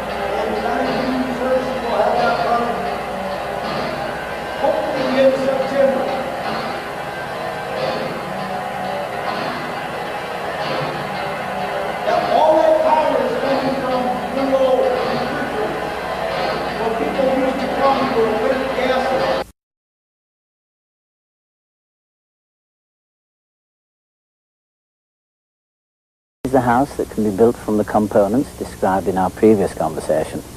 You can see that it looks just like any other house. I choose to call it the time bomb house.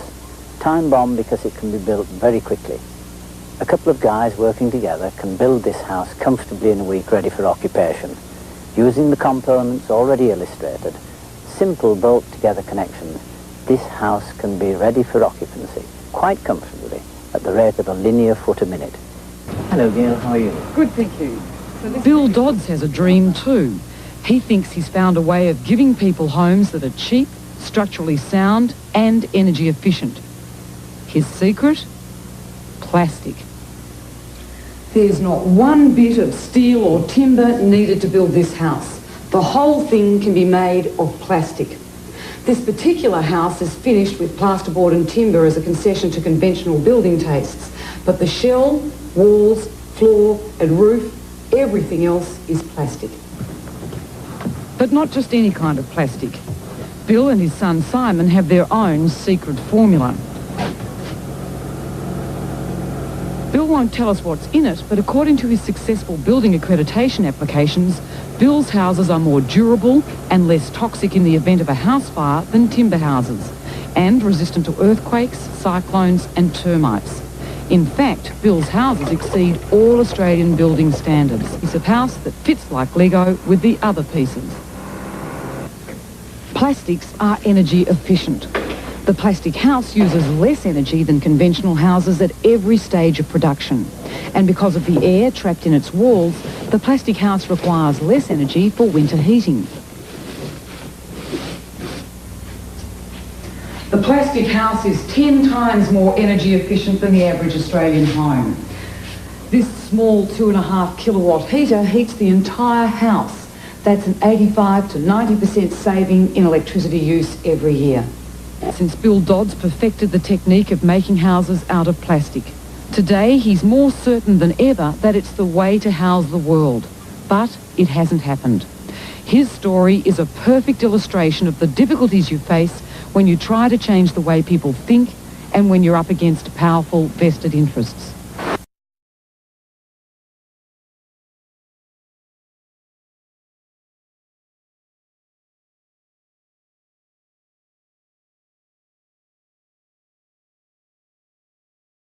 Sideways.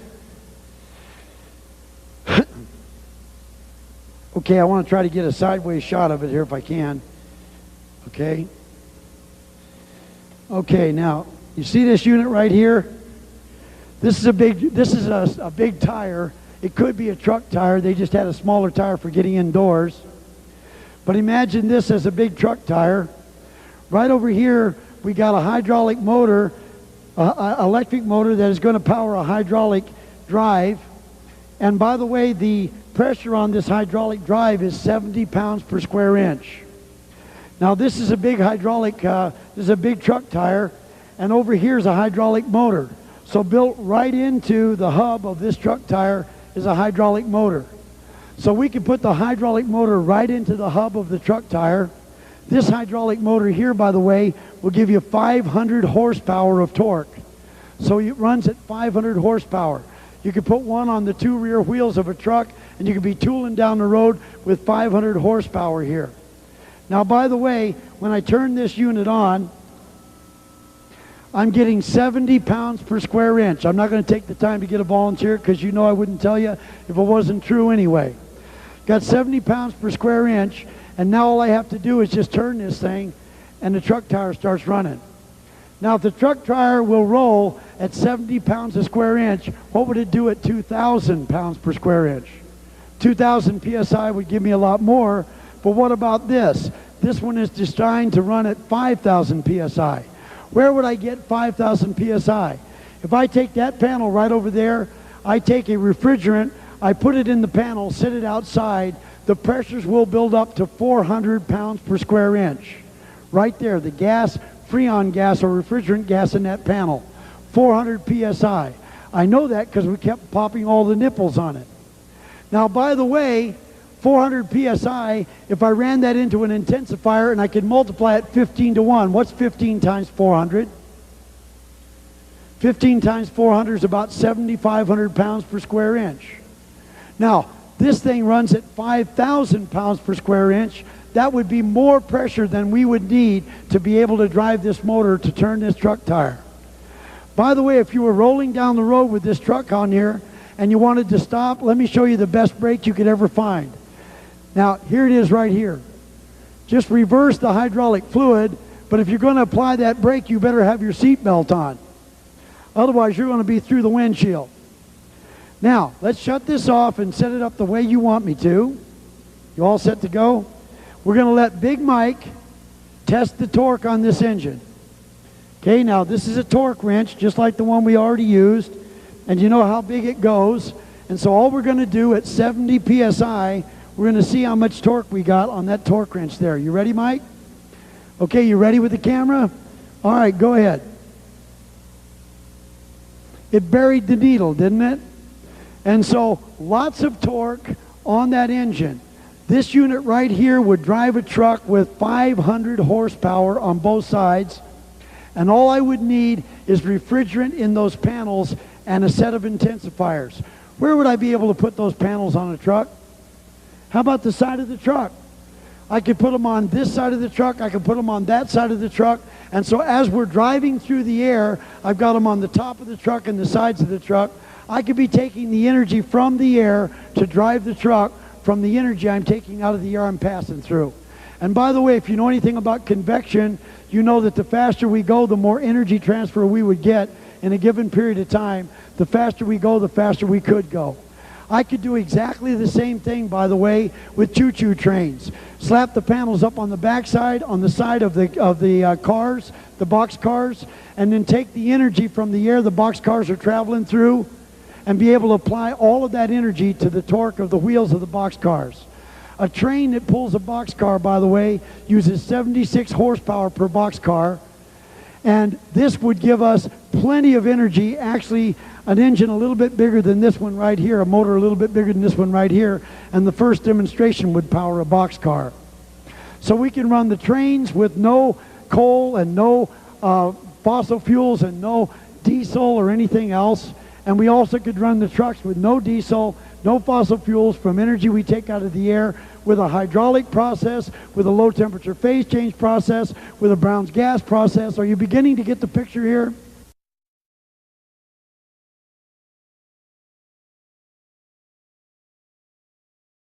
Well, here we are now standing in front of the adiabatic bicoannular reactor. It's a little bit considerably bigger than the one you'd have in your home. This isn't the size you'd have inside of your home, but here's the feeder over here, and this is the size of a unit that would do a few million BTUs an hour for a motel. This is Bill Norberg here. Hi, Bill. Hi, Dennis. How are you? Okay, Bill Norberg works in our research and development department here in our facility, and he's feeding some green grass. You see this right here? Green grass, fresh cut today, just like what you went out and mowed your lawn. So now you can get heat out of green grass. What else you got over there? Well, we got some hickory smoke chips. Hickory smoke chips. Okay, hickory smoke chips. So you know what this is? This is the stuff that you make smoke with in your barbecue. See if we can make some smoke up here. Throw a couple of them things in there, and now I'll tell you what. What other kind of chips you got over there? Oh, chocolate chips. Okay, let's take some chocolate chips and throw them in there. Cookies. Okay. I'll just dump some of them things in there. Yeah. Now, what other kind of chips you got down there? Potato chips within a bag there? Yeah, we have some potato chips there. Okay, now how about potato chips? So it burns everything from wood chips to chocolate chips to potato chips. We even have some other. Okay, you got some other kind of chips there? What kind of chip is that? Looks like cow chips to me. Wood chips, potato chips, chocolate chips, and even buffalo chips. All right, buffalo chips. What else you got you can put down that thing there? How about some coal? Let's take some black coal over here. Now you see all the smoke billowing out of the top of this thing. I mean, the EPA would shut us down right away, right? Throw some black old coal in there. Show them the black coal here, the camera. Here we go. Okay, black coal. Throw it in there. Get a bunch of it there. Okay, get some, what else you got we can throw down there? Some walnut shells. Walnut shells. Okay, now we're going to throw some walnut shells in here. Handful of walnut shells. Ground up walnut. Ground up walnut shells. Okay, how about those egg shells? You got egg shells over there? So we got chips and we got shells. We can do chips. Okay, some eggs. Okay, the old garbage right down the old chute here. Hey, I saw this sandwich sitting up here. What do you think? Tuna fish sandwich. Delicious. Put it in. Chuck it in there. Make some electricity. This is the only thing, the only way that you could use these things. Chuck them in there. Sunflower seeds. Sunflower seeds. Throw some cigarettes in there. Hey, throw a few more cigarettes in there. Got anything else we can burn here? Throw some more grass, green grass in there. Hey, what do you got over there? What's that thing over there? That box. This? Chips. Horse biscuits. Here, we got some horse biscuits. Okay? Horse manure.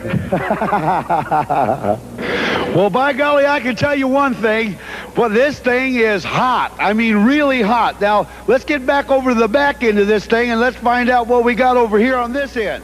And we got a gentleman down here, a pyromaniac, a guy who knows all about pyro stuff. And a fire, he's into measuring temperatures, I mean hot temperatures. Let me introduce him to you. What's your name there? I'm David Kramer. David Kramer. And David, what are you down here to do? I'm here to help you measure the internal temperature on the adiabatic bicoannular reactor using a optical parameter that measures the radiant energy in the infrared portion of the spectrum coming from the inside through the window to our unit. This unit is one of the best infrared units on the market. It's computer calibrated to NBS traceable standards. Whatever he said, it impressed the heck out of me, and I'll tell you what. Now, this thing right over here, is this, what kind of thing is this? Well, this is a digital readout that gives us the measured temperature in degrees Fahrenheit. Right now, we're sitting at about 2770, as you can see.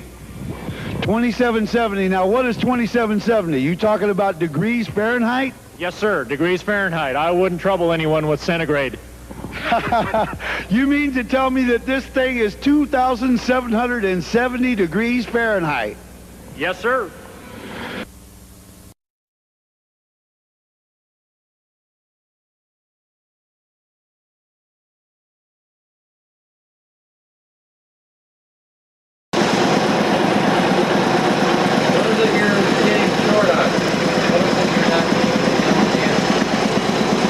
The numbers from this are showing only about 400 watts. When I let it run for 20 seconds, it counted how much energy was in there. But 400 watts is not even 1 horsepower. Remember, there's no grounds in this system. There's no electrons. I explained to you earlier.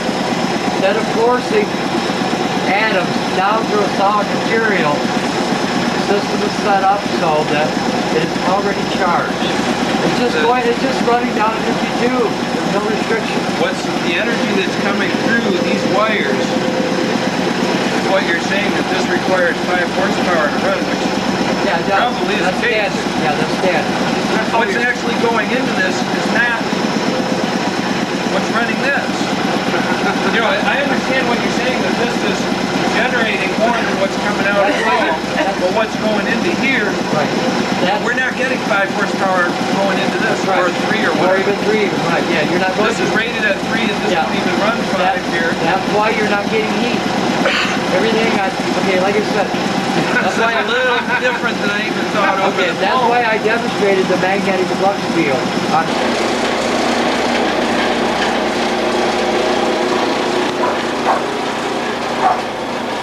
Okay.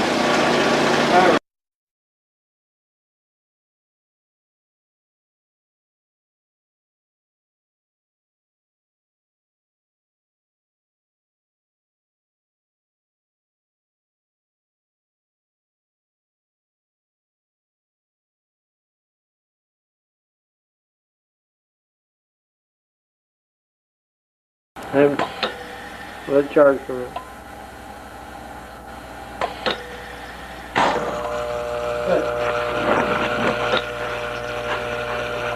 More here?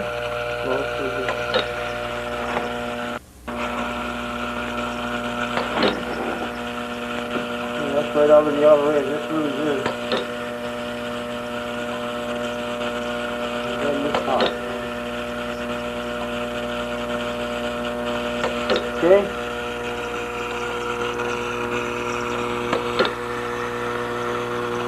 Okay.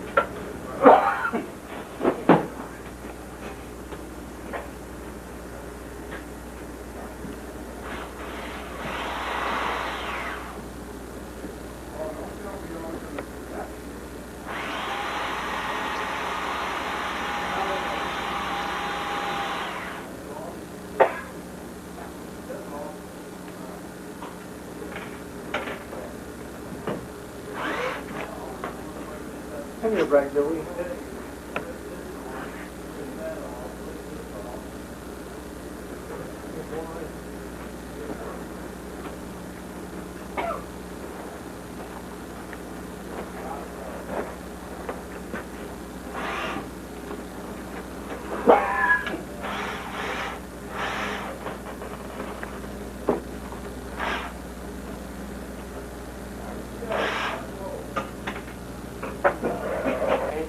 Contact. Running. Running? Yep. 18 That's good. One shot. to 16. That's good. The coil's getting hot. Oh, that's what it is. Yeah, it's going to drop down to around 15 when the coil gets warm. Okay, well, I'm going to have to fire it up, so let's pump the water through there. That's what they used I to don't do in think the train. it'll roll Contact. Right, yeah. I don't know what, I don't know if you start on the tube or not. I didn't turn the pump on, so. Okay. Everybody want to try with the quarter.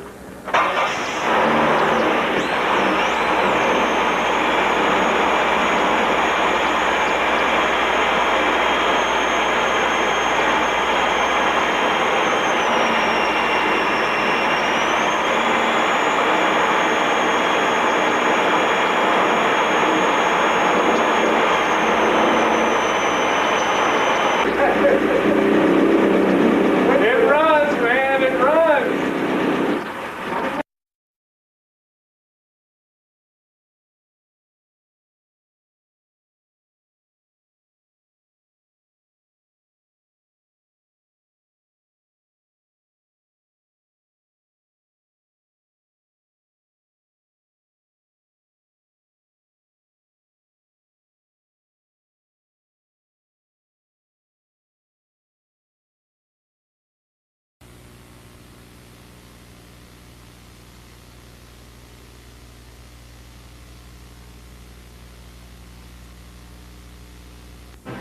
This engine does not burn oil.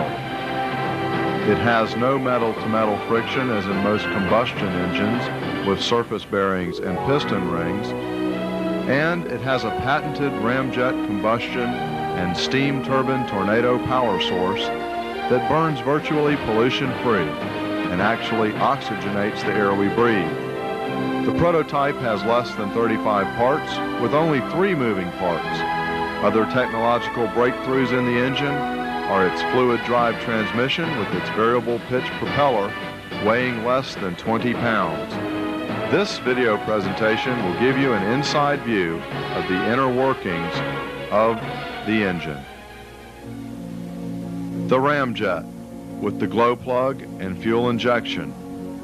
This is where the tornado begins, with the explosion of the gases propelling them in a spiral direction to the intake port of the primary turbine, as pictured here.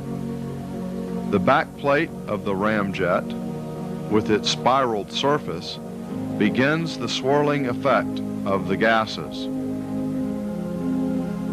The intake and exhaust port of the turbine housing is where the fuel mixture with the steam exits and goes to the secondary turbo, which goes to the turbine. Notice the half-moon shapes on the inside of the turbine housing.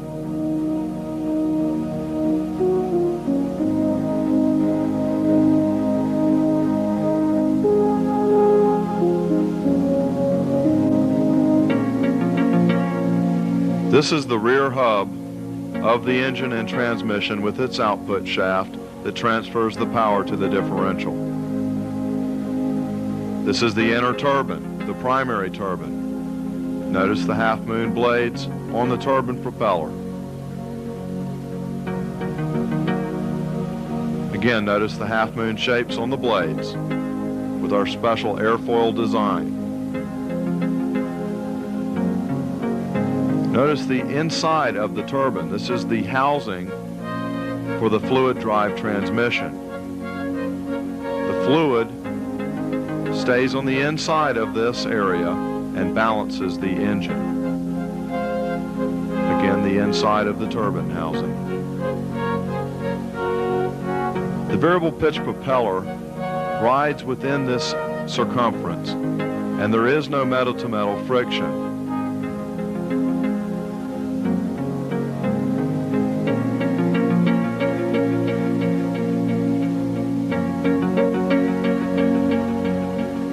This is the variable pitch propeller and its components.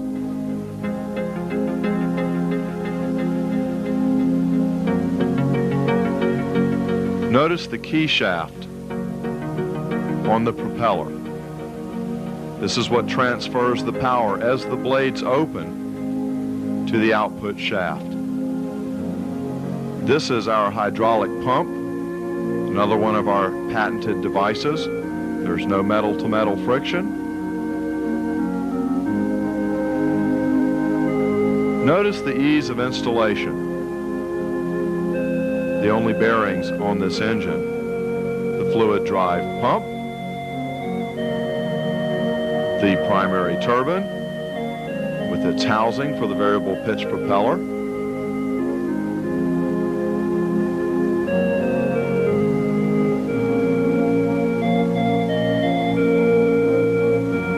the variable pitch propeller, which rides inside of this chamber. The second turbine is bolted on, which encompasses that, and this is the front of the generator and the starter of the engine, bolting on the turbines. There are two opposing turbines. There are two opposing ramjets, as pictured here. The completed engine.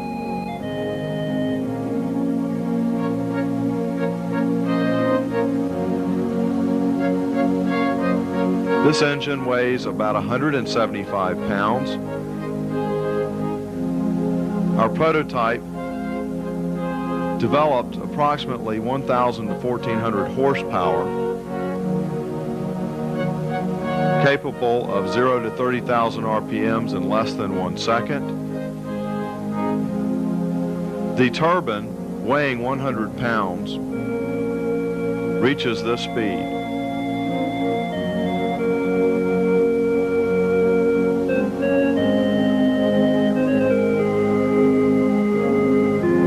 The engine is virtually pollution-free. As the steam exhaust exits the engine, our special separator removes the steam and turns it back into water and recycles it back into the engine. The remainder of the exhaust goes through a carbon filter after it has been cooled down enough, and then exits to the atmosphere. We are planning on building 24 prototypes, from lawnmowers to aircraft engines. The ramjet is the area that the gases initially explode, forming the swirling formation into the turbine chamber. The gases enter the turbine chamber, where they are picked up by the airfoil blades and are moved over to the exhaust port, where they are then transferred to the primary turbo. The exhaust gases are then spun at a high speed from the turbo into the secondary turbine, where this process is repeated. Simultaneously, on the opposite side of the engine, this same process has been repeated, at which time both of the turbos and both of the turbines are exhausting gases, which then go to our water separator, which takes the steam and turns it back into water, which is then recycled back into the engine. This is the point of entry of the water, which then turns to steam. The heat from the ramjets is what causes this steam, and this also is the propulsion where the tornado begins. Remember the airfoil blades with the half-moon shapes? The pressure goes to the point of least resistance. This is our ramjet tornado steam turbine engine.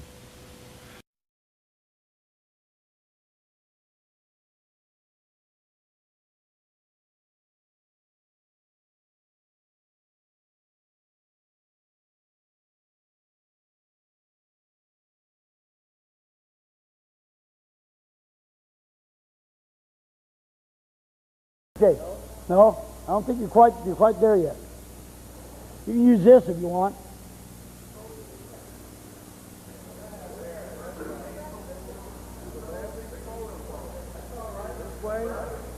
How about that way? That okay? Big screen? Oh, if you're on a big screen. All right, now. So he developed a thing called the fourth law of motion. Now, what if you were able to take that action and that equal and opposite reaction and take the reaction and apply that to the action? So the fourth law of motion says that you can not only get an action, but when you get a reaction, you can turn the reaction into the action in the same direction. So now you're getting energy from the action and you're getting energy added to that from the reaction. That's kind of an interesting concept. Now to explain it, you got a device like a motor, an electric motor. Like you'll notice here, an electric motor. You notice here another one. Here another one. You got 4 of them there. 0 degrees, 90 degrees, 180 degrees, 270 degrees, you got a motor. Now you got a motor and it's got an armature and it's turning this way. It's causing a stator to turn this way. Now this isn't anything new. Got a motor, armature, and a stator. So you got the armature and the stator. Armature is going action, causing the stator to go this way.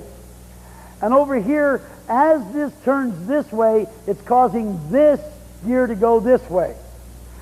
So you got one gear going this way that's causing this gear to go this way. Do you see that? And so this gear is going the same way that this is going.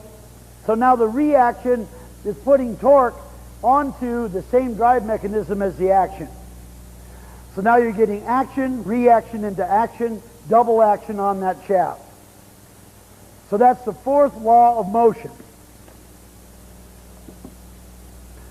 Now, over here, that's exactly what we would have here, is we have a little rotor in the middle here, and the motors are on the rotor, and the motors are applying torque in one direction and it's spinning in the opposite direction. It's called counter rotation. So you got rotation and counter rotation. By the way, I can see a spiritual law in this too, something that Jesus Christ developed, something that nobody understood at first, and has been very hard to get people to understand, and that is when somebody comes and slaps you, that's the action, you don't react to them. Instead, you turn that around and you give them a positive action back. It kind of goes atypical the way we normally think. You hit me, I hit you back. That's action-reaction. That's the third law of motion. But if you hit me, instead, I absorb that, overcome it, turn it around, and send something back to you that's kind of neat, then we got the fourth law of motion. Or fourth law of emotion, let's call it. All right, now, I'm going to show you over here a little device. Now, this device was developed by Carini in our research lab. He actually did this 30 years ago, right after he ran this car that I'm going to show you. Right after he ran this car and proved to the world 30 years ago he could run these cars on very, very, very little electrical energy and little car batteries. They blew up his research lab. They blew up his house, and they blew up a little shack in the back. They blew it all up just in case he had something anywhere. They thought they blew up all the cars, but the fact of the matter is he had given the car to a friend of his to use and put it in his parking garage. So they didn't really get the car. Now, it definitely delivered a message to Carini at that point in time that somebody didn't want him to do this stuff, so he tucked his tail between his legs and he quit.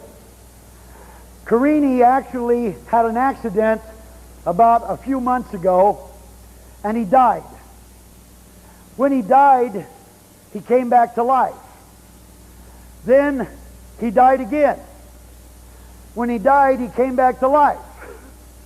Then he died a third time, and he came back to life a third time. And then when he got off the bed, he said, boy, the Lord must have something he wants me to do. The guy's 80 years old. Then he got a phone call from me saying, hi, I heard all about your fourth law of motion, etc. I think we're ready for you. Would you like to come and work with us and develop this? And he said, gee, I guess I know what God was trying to tell me I ought to be doing. And so he did come down here and work with us. Now, this is his device right here. It was a little device that shows the demonstration It's a little wheel here and a wheel here, and they turn each other. That's the gears. On the back side, I got a belt. But the problem we had was that in running this, we burned out the motor. So you can smell the motor all burned out. Basically, I was going to demonstrate this for the crowd today, but actually you can come back on Saturday at our research lab and watch me demonstrate it then. So I can't demonstrate it for you now, but I have a videotape that has that all on video, and I'm going to let them put that in the video camera now. And I will let you see the counter-rotation test that we ran in our own research lab. Now, before you put that on, just put it in and stop. I'm going to show you the results. I don't care. I'm going to show you guys the results. Going to have to get over here, Mike, and hold that up if you would. I'm going to show you the results here, and then you can see it for yourself. So when you're watching it, you can confirm. I'll leave this up. You can confirm, yes, that's the number. Yes, that's the number. Yes, that's the number. Yes, that's the conclusion. Let me give you the conclusion, and that is we ran this motor two ways. One way without the belt on that made it counter rotation. So we just had a device that was going around with a motor on it. It was just like any other motor making a wheel go around. When we tested it, we had 219 RPMs at 13 volts, 15.5 amps, 200 watts. Now to look at this, the easiest way is just say 219 RPMs. When you see the test, just say, what was the RPMs? 219. And then you see what was the watts, and you say 200. Because it doesn't matter what the volts and amps are, as long as the watts are 200, it's the same basic thing. Now we ran it, and we were applying on that little motor there 6 inches of torque, so 6 inch-pounds of torque. Now in this test, that's what we had. Then we hooked it up to counter rotation. When we hooked it up to counter rotation, we were then getting, instead of 219 RPMs, 438 RPMs, twice as many RPMs. We had 14 volts going in, 12 amps going in, 168 watts of power. So we were using less power for twice the RPMs, and instead of getting the same torque, we got 7.5 inch-pounds of torque, more torque than we had on the other test. So, for those technical people, more torque with less watts and twice the RPM. What am I saying to you? More than 2 to 1. As a matter of fact, when we calculate this, it comes to 2.9 units of energy out for 1 unit of energy going in, and that's due to the fourth law of motion. Now we'll see what we left on the table in science. Now Mike, we'll just hold that up there, and we're going to go ahead and run this. You guys got it all set up there? I don't know if I rewound that or not, so if it looks weird, we'll just have to take a second to rewind it. Matter of fact, just shut it off at the beginning, because that one starts right at the very beginning. That's one of those weird things that I do that's weird that I actually start at the beginning instead of somewhere in the middle. If it's still rewinding, we'll just have to wait for a second.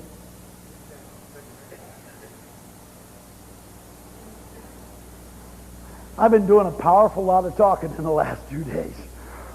Have I not? You guys, you poor dealers, have had to listen to an awful lot of information, so you probably should do this to your ears, too. We back there yet? We got it rewound? All right, let's go.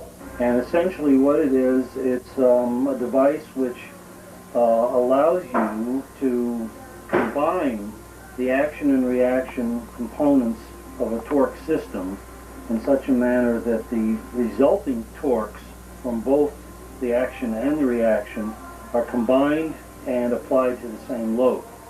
And there is a rather interesting increase in overall efficiency when you make use of this principle. Now the machine that you're going to see here is designed in such a way that the motor which is propelling it can be utilized in 2 different modes. One is when the rotor alone is turning the load, which is what you're going to see first, and the other is with the combined action as previously stated. So with that introduction out of the way, this is the machine itself, which is nothing more than a little frame supporting a specially designed motor, and has a jack shaft and some pulleys and 2 gears. The device you see in front of you here is a pony brake, a miniature little pony brake to measure the torque, and we will take the RPM readings separately with a handheld unit that records the speed.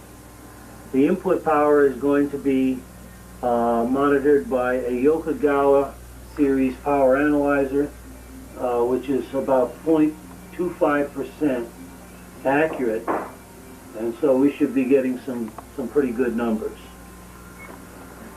So the first thing we're going to do is we've got the pony brake arm loaded, preloaded, to produce a torque on the system of 6 inch-pounds. And with that torque in place, we'll run the motor first in the normal mode configuration, and we'll record the numbers. And then we'll run it in the counter rotation mode, and we'll record the numbers. And then we'll draw some conclusions from the results.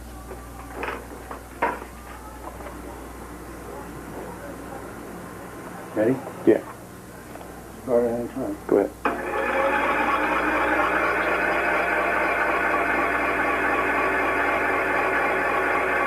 Okay. And what's your RPM? 219.2. Okay, go ahead and stop it so you can set up for the next. 7.5. Okay, he's got it set up for the counter rotation.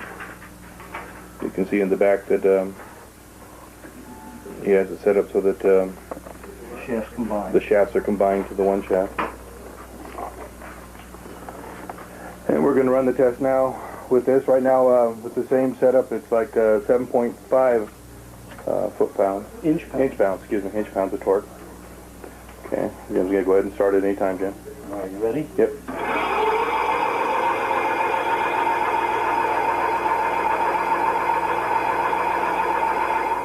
Okay. Okay. Our RPM reading is 437.7. Okay, we're all stop. And that means that we've enjoyed a ratio of improvement of 2.97 to 1 by simply rearranging the geometry of the drive system and making no other changes. So that's a significant effect, and the insinuation of utilizing this technology is that if you started out with a motor which was already designed for a higher efficiency, that you would probably get system efficiencies very close to or over Unity, at least if it behaves the same way as it's doing now. So that's our preliminary report. Okay, thanks, Jim.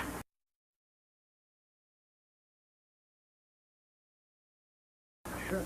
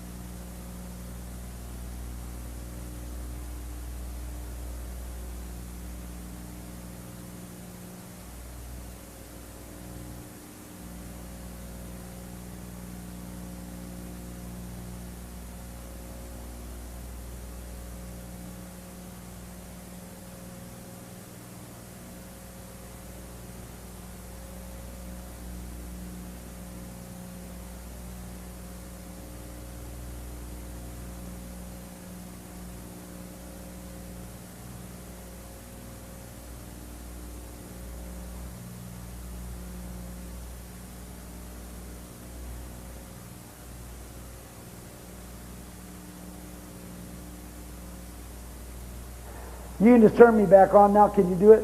Turn me back on now? All right, good. Okay, I'm back on again. I'm not very loud. You had to turn it down there.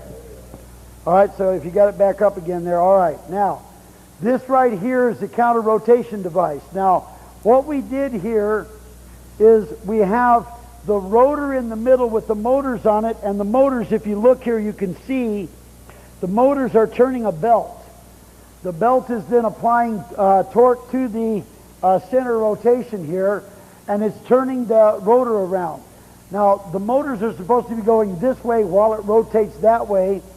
What happened in the design of this is we had two cooks in the kitchen.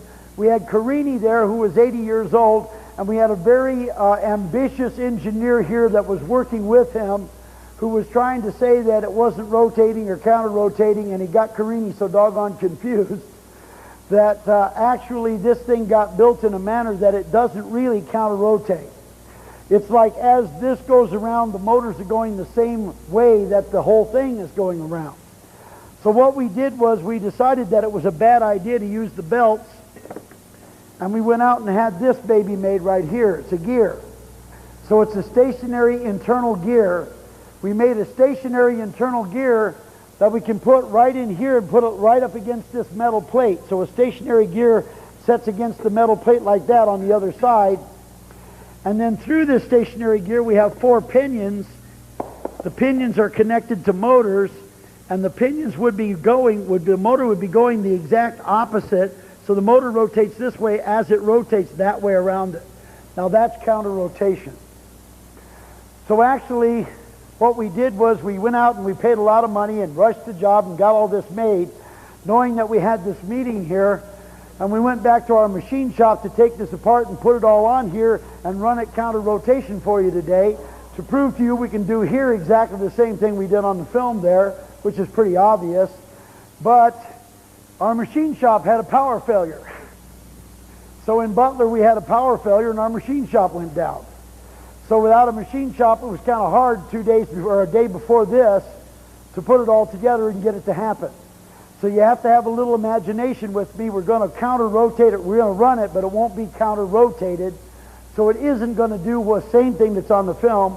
And if you want to see it do it, you have to come back on Saturday, because Monday we go to our machine shop, we take the parts we got, we build them, we put them all together, move everything in, which is about a day-and-a-half job, and you'll be able to come and see it. But you already got the concept, and you already know how the concept goes, and you see the over unity. So we're just going to run this now so you can get an idea of a unit that would be on your house. This is what would come to your house. It would sit here and spin around, and you're going to hear the noise that it makes in just a minute, okay? We ready to run this? We're going to take, you see over here we got 3 car batteries, 12-volt batteries. We're going to start it on one 12-volt battery, and it's going to start whipping through the air. And then we'll engage a second 12-volt battery, and you'll see it goes quite a bit better. We also are going to put a load on it then with this little bitty generator here that can only produce about 1 kilowatt of electricity. That's all the size is. And it'll produce the electricity over here while it's running. But remember, this is not counter rotation. This is rotation because we screwed up, okay? I mean, we made a mistake. Now, I didn't make the mistake. It was the guys in the machine shop that made the mistake. I want you to understand that. Right? Thank you very much. Because you know I don't make mistakes, right? All right, anyway. Hey, buddy, don't stand close to me. You're going to get zapped by a thunderbolt. All right, so anyway, we're going to run it for you anyway so you can get the idea. This is what would go on your house for a seed unit contract. This is all we bring, nothing else. We set it down outside of your house. It will take an electrician about 3 hours to install the whole thing, start to finish. And that's it. You could even put it inside anywhere that you want to have it, and you're going to hear the noise that it makes as it runs. Go ahead. Okay, so then it just sit there and run. Now you hear all that noise? Sounds kind of horrendous, doesn't it? Let me get this microphone over here. That's going to just drive you crazy at your house. Okay, we got it going. Let's just kick in a second one. Go ahead, it's okay. You can take a shot of that, sure. Okay, now it's on the second mode. Now it's really whipping out. You'd never go at RPMs over this because anything over that you'd already be applying to the load on your generator, running all the lights and making the light. Okay, so there it is going. Now when you want to kick in the lights? You want to go to 3? Okay, he's going to kick in the third one now. Okay, it's kind of whipping out there, isn't it? Now that one's really, really going. But we would have, by the way, if you counter rotation, we would have loaded it before we ever got to that level. So that one right there is a kilowatt of electricity. You want to get another one? Okay, that's about all that one would do the way it is now, and it's not counter rotation. Yeah, you're tempted, aren't you? Nah, you're overloading it too much. Okay, so we are overrunning the generator. This would all be very stable, and it really wouldn't make noise as it's running out there and it's cooling your house. But I'll tell you, on those hot summer days, this is the place to stand, right here. Just don't have a tie on. Okay, tell you what, let it run there for a minute. I want this man for sure to get a copy, a film of that. All right, Jim, you got it? You got everything you need? Might mean next to it like this.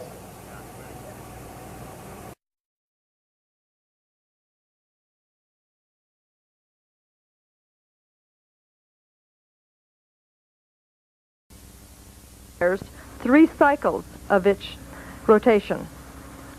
Our 6-cylinder with opposing crank powers all 12 magnets each revolution. That means we have a 12-to-3 ratio above anything that a gasoline engine would perform. This standard golf cart is running approximately 12 miles an hour on our improved 1-horsepower flywheel motor. Most similar carts utilize a 3 to 5 horsepower motor in order to attain the same speed. The car is a Geoprism equipped with our 5 horsepower flywheel motor. We have run this car on the street at 40 to 42 miles per hour using only 2 12-volt batteries, 24-volt, 9-amp, 2,160 watts. Actually, 138 watts less than a 3-horsepower motor.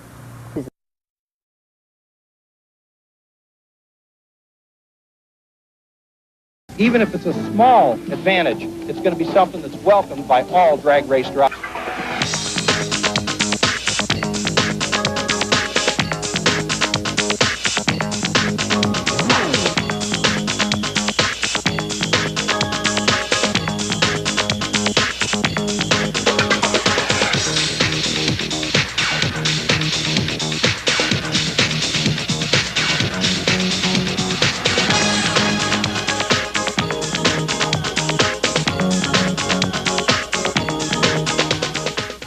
Well, we had a big head fire coming through the palmettos. It was really, 15-foot flames, some hot fire. We let it get up to the edge, and I went along behind it, and it was burned halfway through a palmetto patch.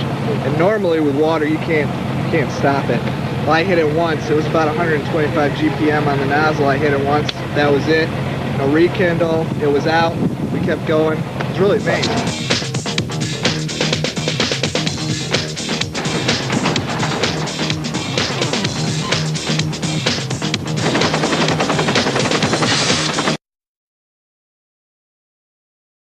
Billing showed us 2 shacks side by side, one made out of Geobond, the other standard materials.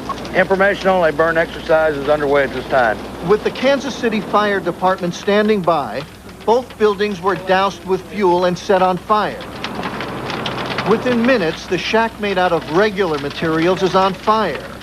The Geobond house, not only is it not burning, you can actually put your hand on it. Be careful, Barn. Oh, it is right over here, over here. It's unbearably hot. And this is perfectly cool. Geobond may just be an idea whose time has come. Unlike conventional building materials, it won't burn. Unlike asbestos, it won't cause cancer. And if Geobond does catch fire, commercially speaking, if it doesn't all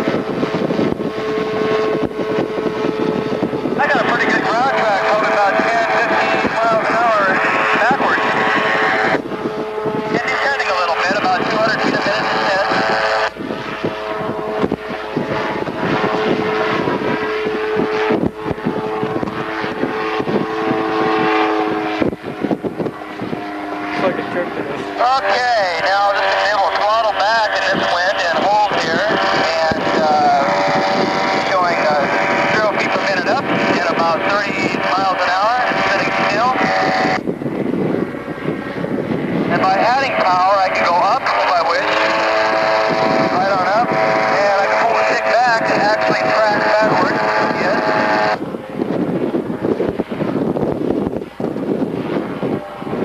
And dump the nose forward. If I want to come down, I power back, come down.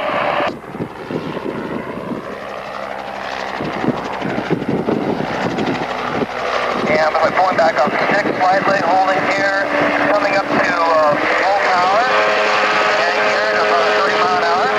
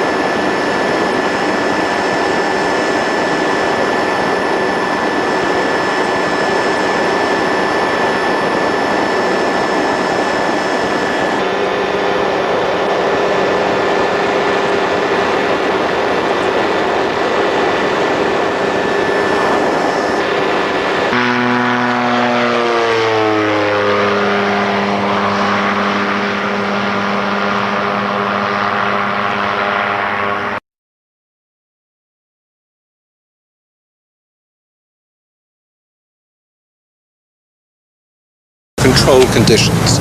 Toxic compounds are combined with agents that promote detoxifying reactions.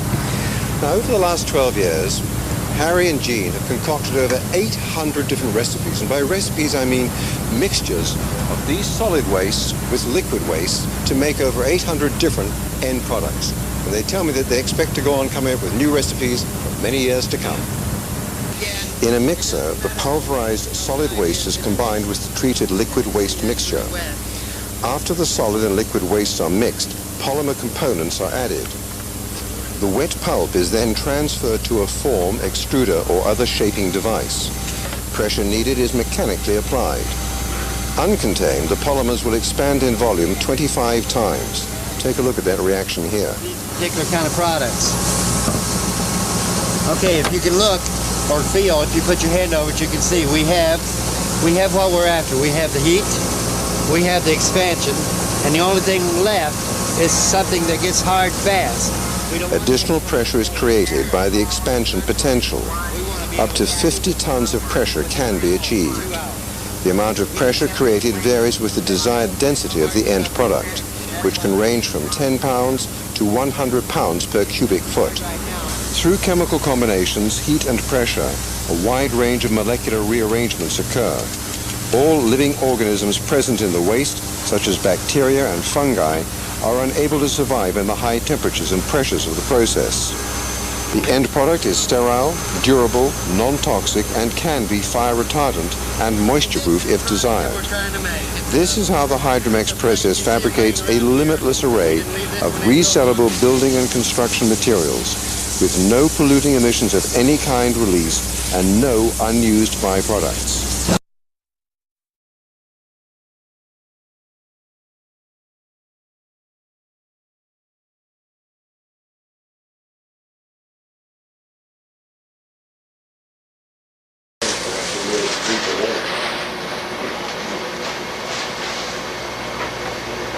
A sort of high-tech coffee table. Just look at the pump, that's all it is.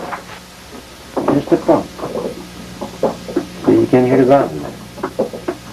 You even pump here. It's so simple. That's the whole machine. Where are you going now? That's the whole machine. That's it. That's it.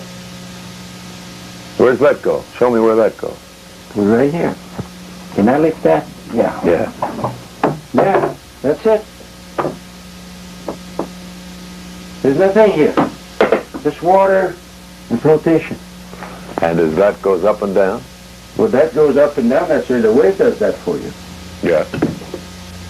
The wave does that for you. And it causes water pressure to build up inside yeah. And you can go to any pressure. The big ones can operate probably right around 1,000 psi. And then you send that water pressure ashore in a pipe, Satania? Yeah, you send it to some kind of line. Yeah. And use it to make fresh water, for aquaculture, for generating electricity. It's like, I'll give you an example. Say you have a motor in your car, or wherever. I see the car, everybody knows car, right? And that motor will run forever. You never gas it up, you never grease it, you never put no oil in it, it don't make no noise, it don't make no fume. It don't cost you anything, but that shaft is turning all the time, forever. You'll find a way to plug a generator on it, you'll find a way to use an osmosis system, make fresh water out of the ocean, you'll find a way to pump water for your aquaculture, or whatever energy you need. If you got a machine shop, you want to turn some big equipment, that shaft don't cost you nothing. Another simple example of the faucet in your kitchen. You got, say, I don't know, 40 psi, most places, 50 psi. If you could open that faucet and it'll run forever, you never pay for the water. You never pay for the pumping or nothing. All you have to do is put a little water motor on it and then furnish the heat, the light, your fresh water, furnish everything for nothing. That's what it is. But Mother Nature does it for you. Look, I don't mean this question to sound rude, but if you're so smart, why aren't you rich? That's a darn good question. I was rich. I had done it backward. Most people, they get smart and they want to get rich. I got rich first. And being smart made me poor. So now I got to reverse that. You said you had sex.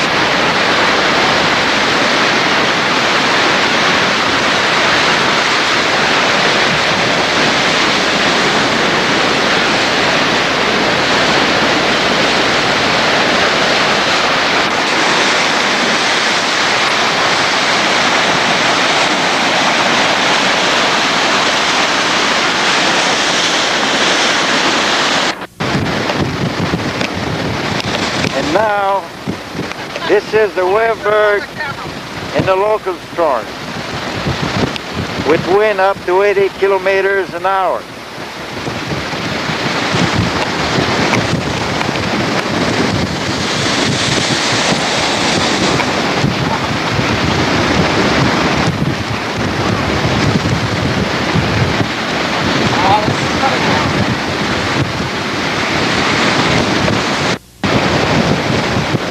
As you can see, it's riding tremendous waves.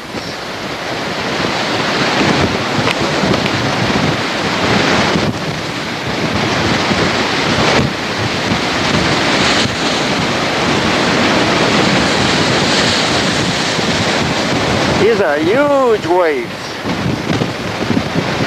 This would compare for 150 footer, the equivalent to a tycoon of some kind. And there is no ill effect on the wavebird.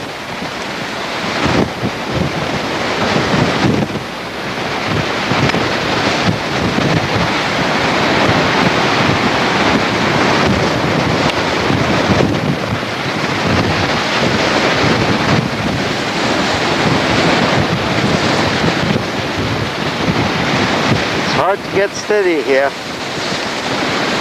This is Mother Nature in all its fury.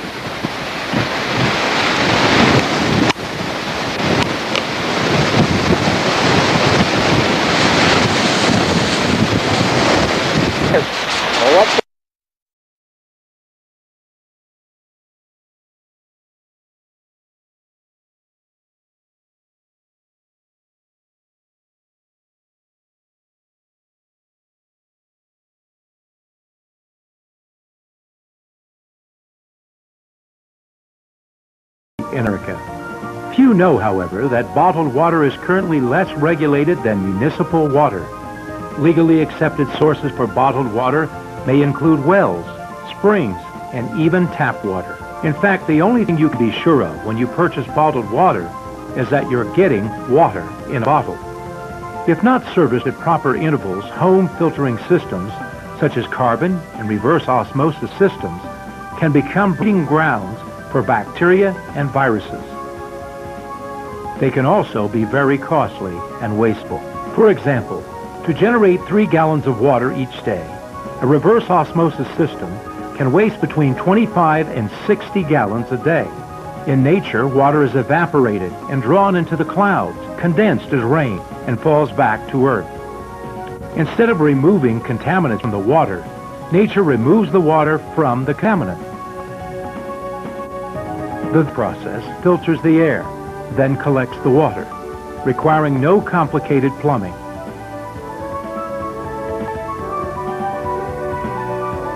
While producing drinking water from the air around us. The best way to purify water is the way.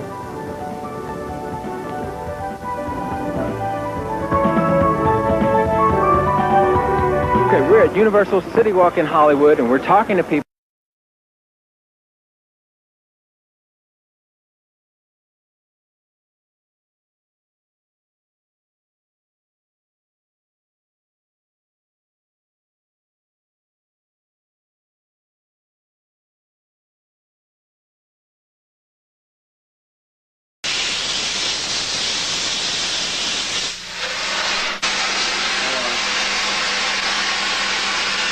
Back up away a little bit, right there, beautiful. Okay, turn it around. Okay. Aluminum and the slag that came off the steel. Similar, but much more powerful than a thermite reaction. Apparently, you say that this is impossible with, the only way to do it is with this flame. With Brown's gas. We have this reaction also with titanium. You can have this reaction with titanium? Titanium and what was the nickel?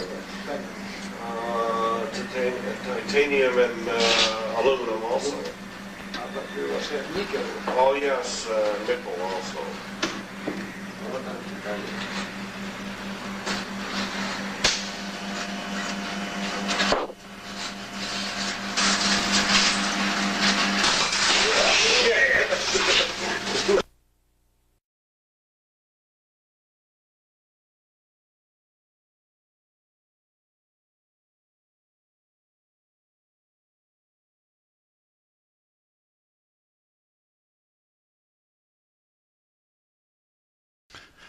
Okay, now this is the torque amplifier. This is a very, very, very interesting device that operates on open-ended geometry.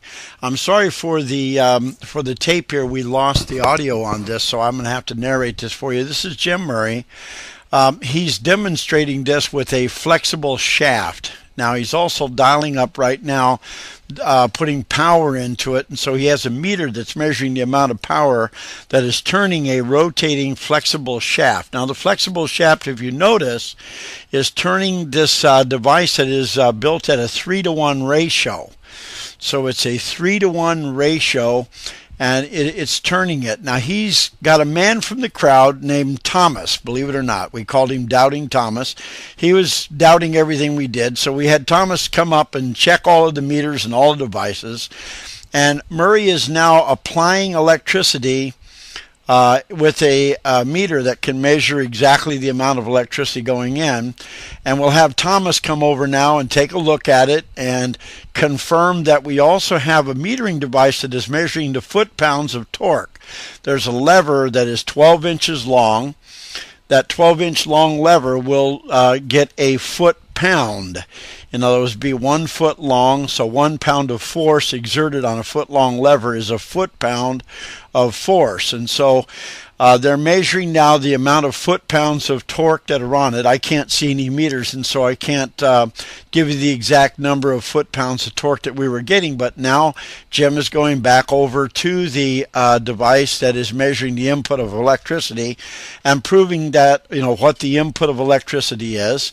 It is also being confirmed by our Doubting Thomas that is indeed the amount of electricity that is going into that device. And so they're both concurring on that, and he's setting it and saying, yes, that's exactly the amount of electricity put in. Now, he has just, I believe, shut it off.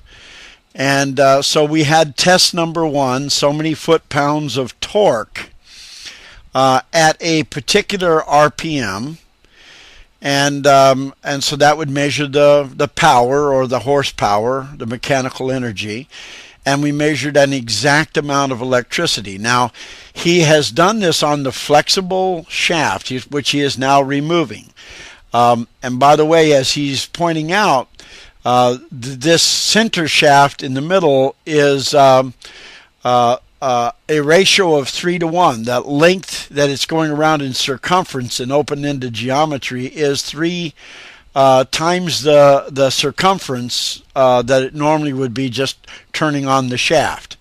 And so he's now removing the flexible shaft, and they can drive this directly on the shaft. So they've got a benchmark of something to compare this to, where they can compare an orange to an orange, because they have the RPMs constant, they have the amount of energy going in, and they have the foot-pounds of torque on the end. Now, Doubting Thomas is examining the shaft and looking for any hidden wires or anything in it. I'm talking to him there and making sure that he's satisfied with everything. Then we're going to hook this up to drive it directly. So we're now going to drive the motor directly off of the driver, and we bring the scale back over, and we set the scale down so that we can measure the amount of pounds of pressure that are being exerted on the scale. And since the lever is 1 foot long, 12 inches long, then we would be able to measure that in foot-pounds. And so we now have got a comparison. We're going to now turn it back on and see how much electricity it takes to get it back to the same amount of foot-pounds of torque. And so when we turn it on to apply the pressure to get the foot-pounds of torque, he's got Mr. Doubting Thomas coming to look and to make sure that we're doing everything right, and we've got the proper proper measurement on the torque meter, and there we do. We've got the same torque that we had before, but now we look at the amount of electricity that's doing it, and we have a major dramatic drastic difference between the amount of electricity that's being used in this particular case to do it. It can't even get the amount of foot-pounds of torque that we had before. It's confirmed. I don't remember the numbers. I wish I did remember these numbers, but I can tell you as an eyewitness that the ratio, this torque amplifier always doubles the torque of the mechanical device. It always doubles the torque. So when you use the same amount of electricity, you get twice the amount of torque or foot-pounds of pressure with the same RPMs that you were pulling it before. And so it always doubles the torque, and so the amplification is always 2 to 1, always.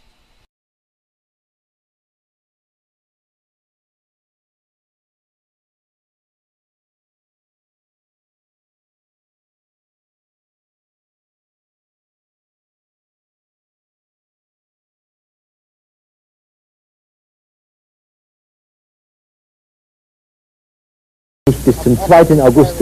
And so it's very much easier to produce a rotating magnetic field. Field in this space is the vector addition of the fields produced by these various coils. Now most induction motors contain 3 pairs of coils, or 3 fields with 120 degrees to each other. And this is because the mains field, the mains current, is generated in 3 phases, which is just what's needed for a 3-phase motor. But you don't need 3 phases. You can make an induction motor with only 2 phases and 2 fields at right angles. So what I want to do first of all, as I showed you at the beginning of the program. Here we've got 2 coils at right angles to each other.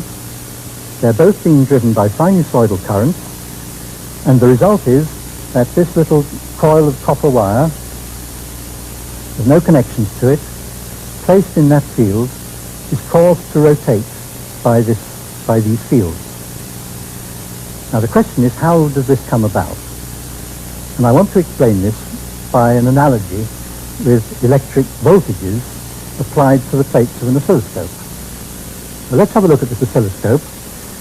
Here we've got 2 sinusoidal waveforms. They're the same frequency, but they differ in phase by 90 degrees. Now, to simulate the behavior of the induction motor, I've got to take these 2 waveforms and apply them, one to the X plates and one to the Y plates. At the moment, they're both applied to the Y plates with a time base so that you can see that they have a phase relationship with each other. But now if I put them on the 2 pairs of plates separately, the result is the circle is being generated. But you can't see at the moment that this is a circular field, a rotating field. So if I reduce the frequency to a much lower frequency, about 1 cycle per second, you can now see that the spot on the oscilloscope screen is rotating. And what's happening is that 1 voltage is being applied to the X plates, and so moving the spot from side to side, as you can see at the moment. The other voltage is being applied to the Y plates, and it's moving it up and down. If I apply the voltage to both plates, and if they are out of phase, the result is that the spot rotates. Now let's think for a moment what this spot represents. The position of the spot relative to the 0 point is the voltage that's being applied to it. So it's being moved up and down and from side to side. But since it's moving in a circle, this means that the strength of the field is remaining the same. But the direction of the field is being rotated as a result of the difference of phase between the 2 sinusoids. And this is exactly what happens in an induction motor. We have 2 sinusoidal currents applied to the coils at right angles, X and Y plates. One is delayed with respect to the other. In this case, we have this coil, the current is delayed with respect to that one, and I know that because the coil's going that way round. It comes to this one first and then to that one. If I reverse the current in the second coil, then I'll reverse the phase of one of the sinusoids, which will mean that it's now preceding the phase of this one, which before it lagged behind. As you can see, the coil is slowing down because it's now not going with the field, it was going against it, and it speeds up in the opposite direction now with a reverse rotating field. So, you can now see that if you add these two waveforms in one central space where the coil is, you can produce a rotating magnetic field. That's the first point I wanted to make. Now, the second point relates to ping pong balls being carried along in the trough of a travelling wave. The point is this, that it's not a true analogy in that the coil in an induction motor always lags behind the wave a little bit. If it were not the case, there would be no current induced in the coil and there would be no force applied to it. You remember Faraday's law states that the EMF induced in a coil is proportional to the rate of change of field. But it's a change of field of the coil relative to the magnetic field. A change of field of the coil relative to the magnetic field. So that if the two are rotating at exactly the same rate, there will be no voltage induced in the coil, no current will flow, no magnetic force will act on it, and it won't rotate. But actually it slips behind a little bit, experiences a force, and rotates. One way of explaining how this happens is to imagine that the flow of electricity through the coils is producing a wave-like effect, which will carry things along with it.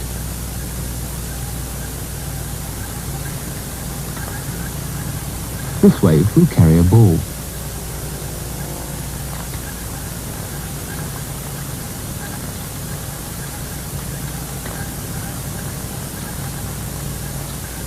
It's an idea that has led to the linear motor, a device which could form the basis of a transport system in the future.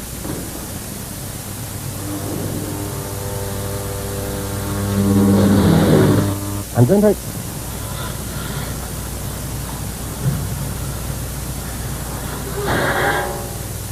This is a flat aluminium plate. Somehow, an effect produced by an electric current is causing it to float in space.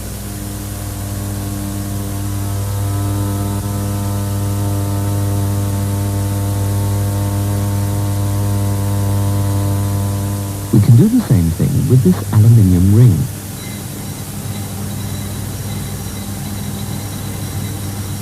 We can even make the ring jump in the air. It's an effect that seems to be produced by pushing a particular kind of current through coils of wire. By arranging a number of coils in a line, we can make a piece of aluminium float and travel over them.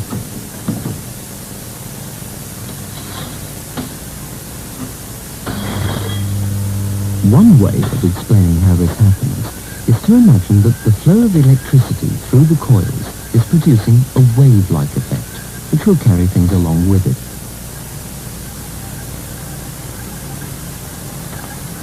Your help to win our success is needed. We are the tomorrow's people.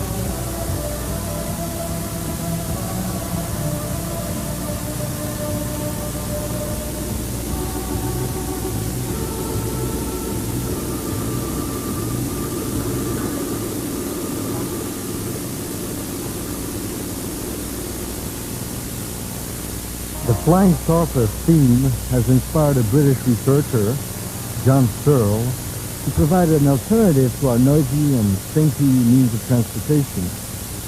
Since 1968, he's been designing models of what he calls a levitation disc named Starship Ezekiel, which actually flies. I've seen photographs of it, and breaks all the rules of conventional physics. It looks very much like a flying saucer. It's made of totally new materials. Motion can't be felt from the side. It makes a sharp 90-degree turns and shines strangely in the atmosphere. Well, that's all we're willing to show you. There are many more things we would love to show you that we have been working on. A few examples are an anti-gravity technology. Yep, you walk into a room and push a button on the wall and you slowly rise to the ceiling, and then you push a button on the ceiling and you slowly lower yourself back to the floor. And you're not in a spacesuit and you're not in a vacuum, but you are indeed in anti-gravity. I've experienced that. A propulsion device. Each 7 horsepower of drive makes a G of force, which is the force it takes to levitate 1,000 pounds. Imagine putting your car in deep space using the engine that is in it and the driveway for the launching pad. That, by the way, is possible. Refrigeration with no refrigerant that can make one kitchen appliance that does every hot and cold function for your home. Washes and dries your clothes, refrigerates and cooks your food, heats and cools your home, and does literally everything. People have gotten all pushed out of shape because we say we know how to make free electricity. We actually know 8 ways to make free electricity. I will mention, plus a whole lot more that I will keep to myself. The educated idiots are talking about almost useless solar power and impractical wind power and expensive and environmentally damaging hydroelectric, and don't forget dangerous nuclear power plants. You compare. There are other ways we can make free electricity besides low temperature phase change, the Fisher hydraulic engine cycle, the permanent magnet Hummingbird Sundance combination, the neutrino circuit, the momentum drive, the open-ended universal use of gravitational forces, free-flowing electrons from unique electron alignment, and non-polluting, inexpensive chemical reactions.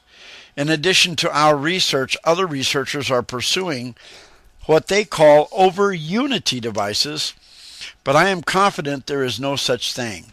Just free energy sources like what we discovered, as in the case of the scalar wave technology of Dr. Tom Bearden, who we have a lot of respect for, or Nikola Tesla's ionospheric dielectric free electricity technology that could have kept us all off Edison and J.P. Morgan's grid system in the first place.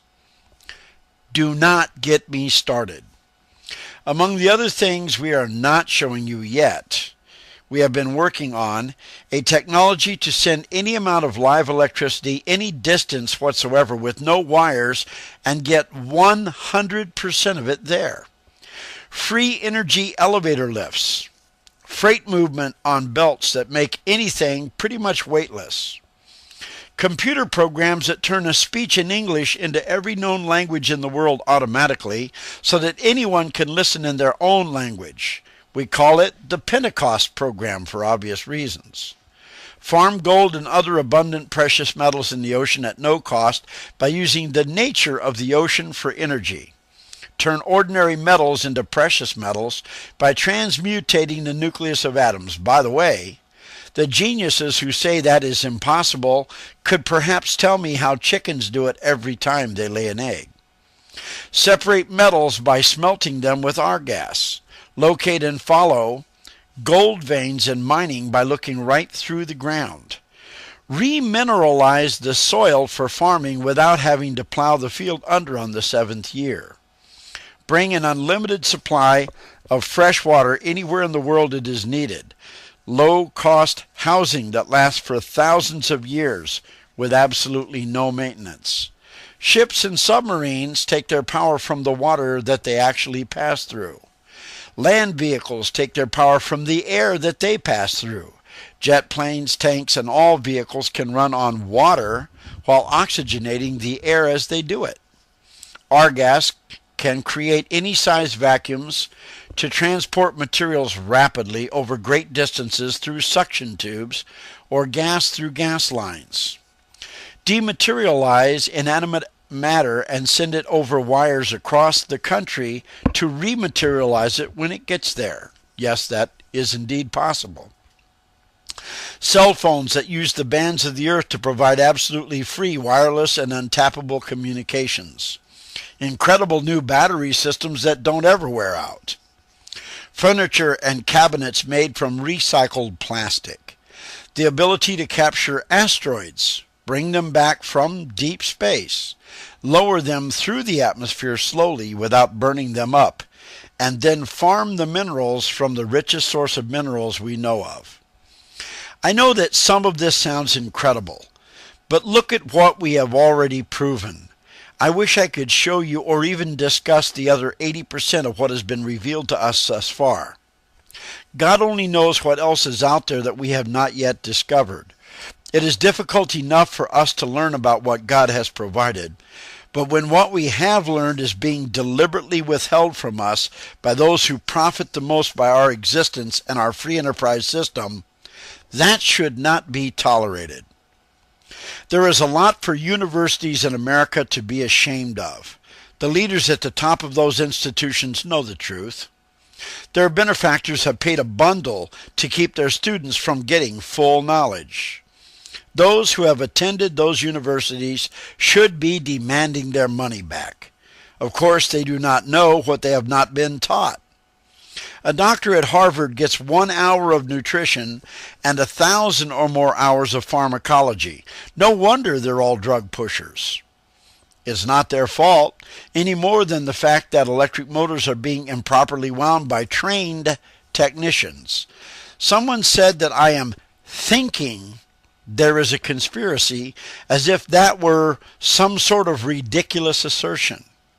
Folks, I know there is a conspiracy, and you need to wake up and realize that this is not funny at all.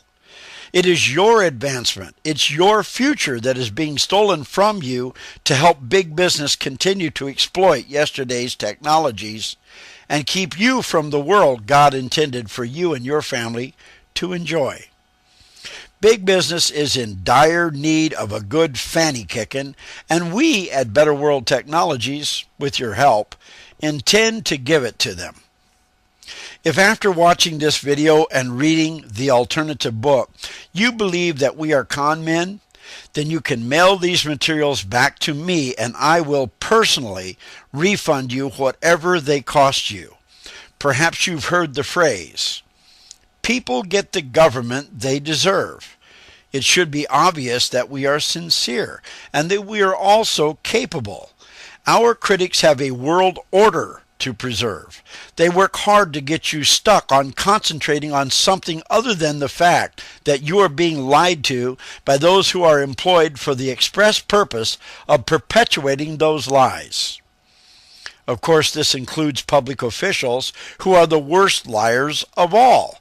Some people are gullible enough to believe our critics when they deny their part in this conspiracy. If just about everything you are buying is fraudulent, then what more evidence of this massive lie do you need? There truly is a con going on, and you, the consumer, are the one being conned. The fact is that because we have been willing against all odds to stand up to these bullies, you do now have a chance, and you have a choice. We are your alternative. You can either support us or stay with big business and the politicians who the big business owners own, who in turn own the judges and the best media that money can buy, that is used to get those politicians elected, and that also deceive the public on behalf of their big business bosses. How could there be any doubt this is a conspiracy? How could there be any doubt we have been abused by those traitors? Why would you buy into that nonsense? We are here for you if you want us. Who else can offer you a way out of this web of deceit? We need you to overcome the system that has grown so powerful and invisible to the public. It is an entrenched conspiracy, but it does have limits. It will still change rather than be exposed. Help us change it while it is still possible to do so. This is your wake-up call. It is doubtful that anyone else will come if you let us be swallowed up. You cannot do this without us, and we cannot do it without you. A lot depends on your decision. So decide. We have already chosen to pay any price to be here for you if you want us to. The final decision, my friend, is yours.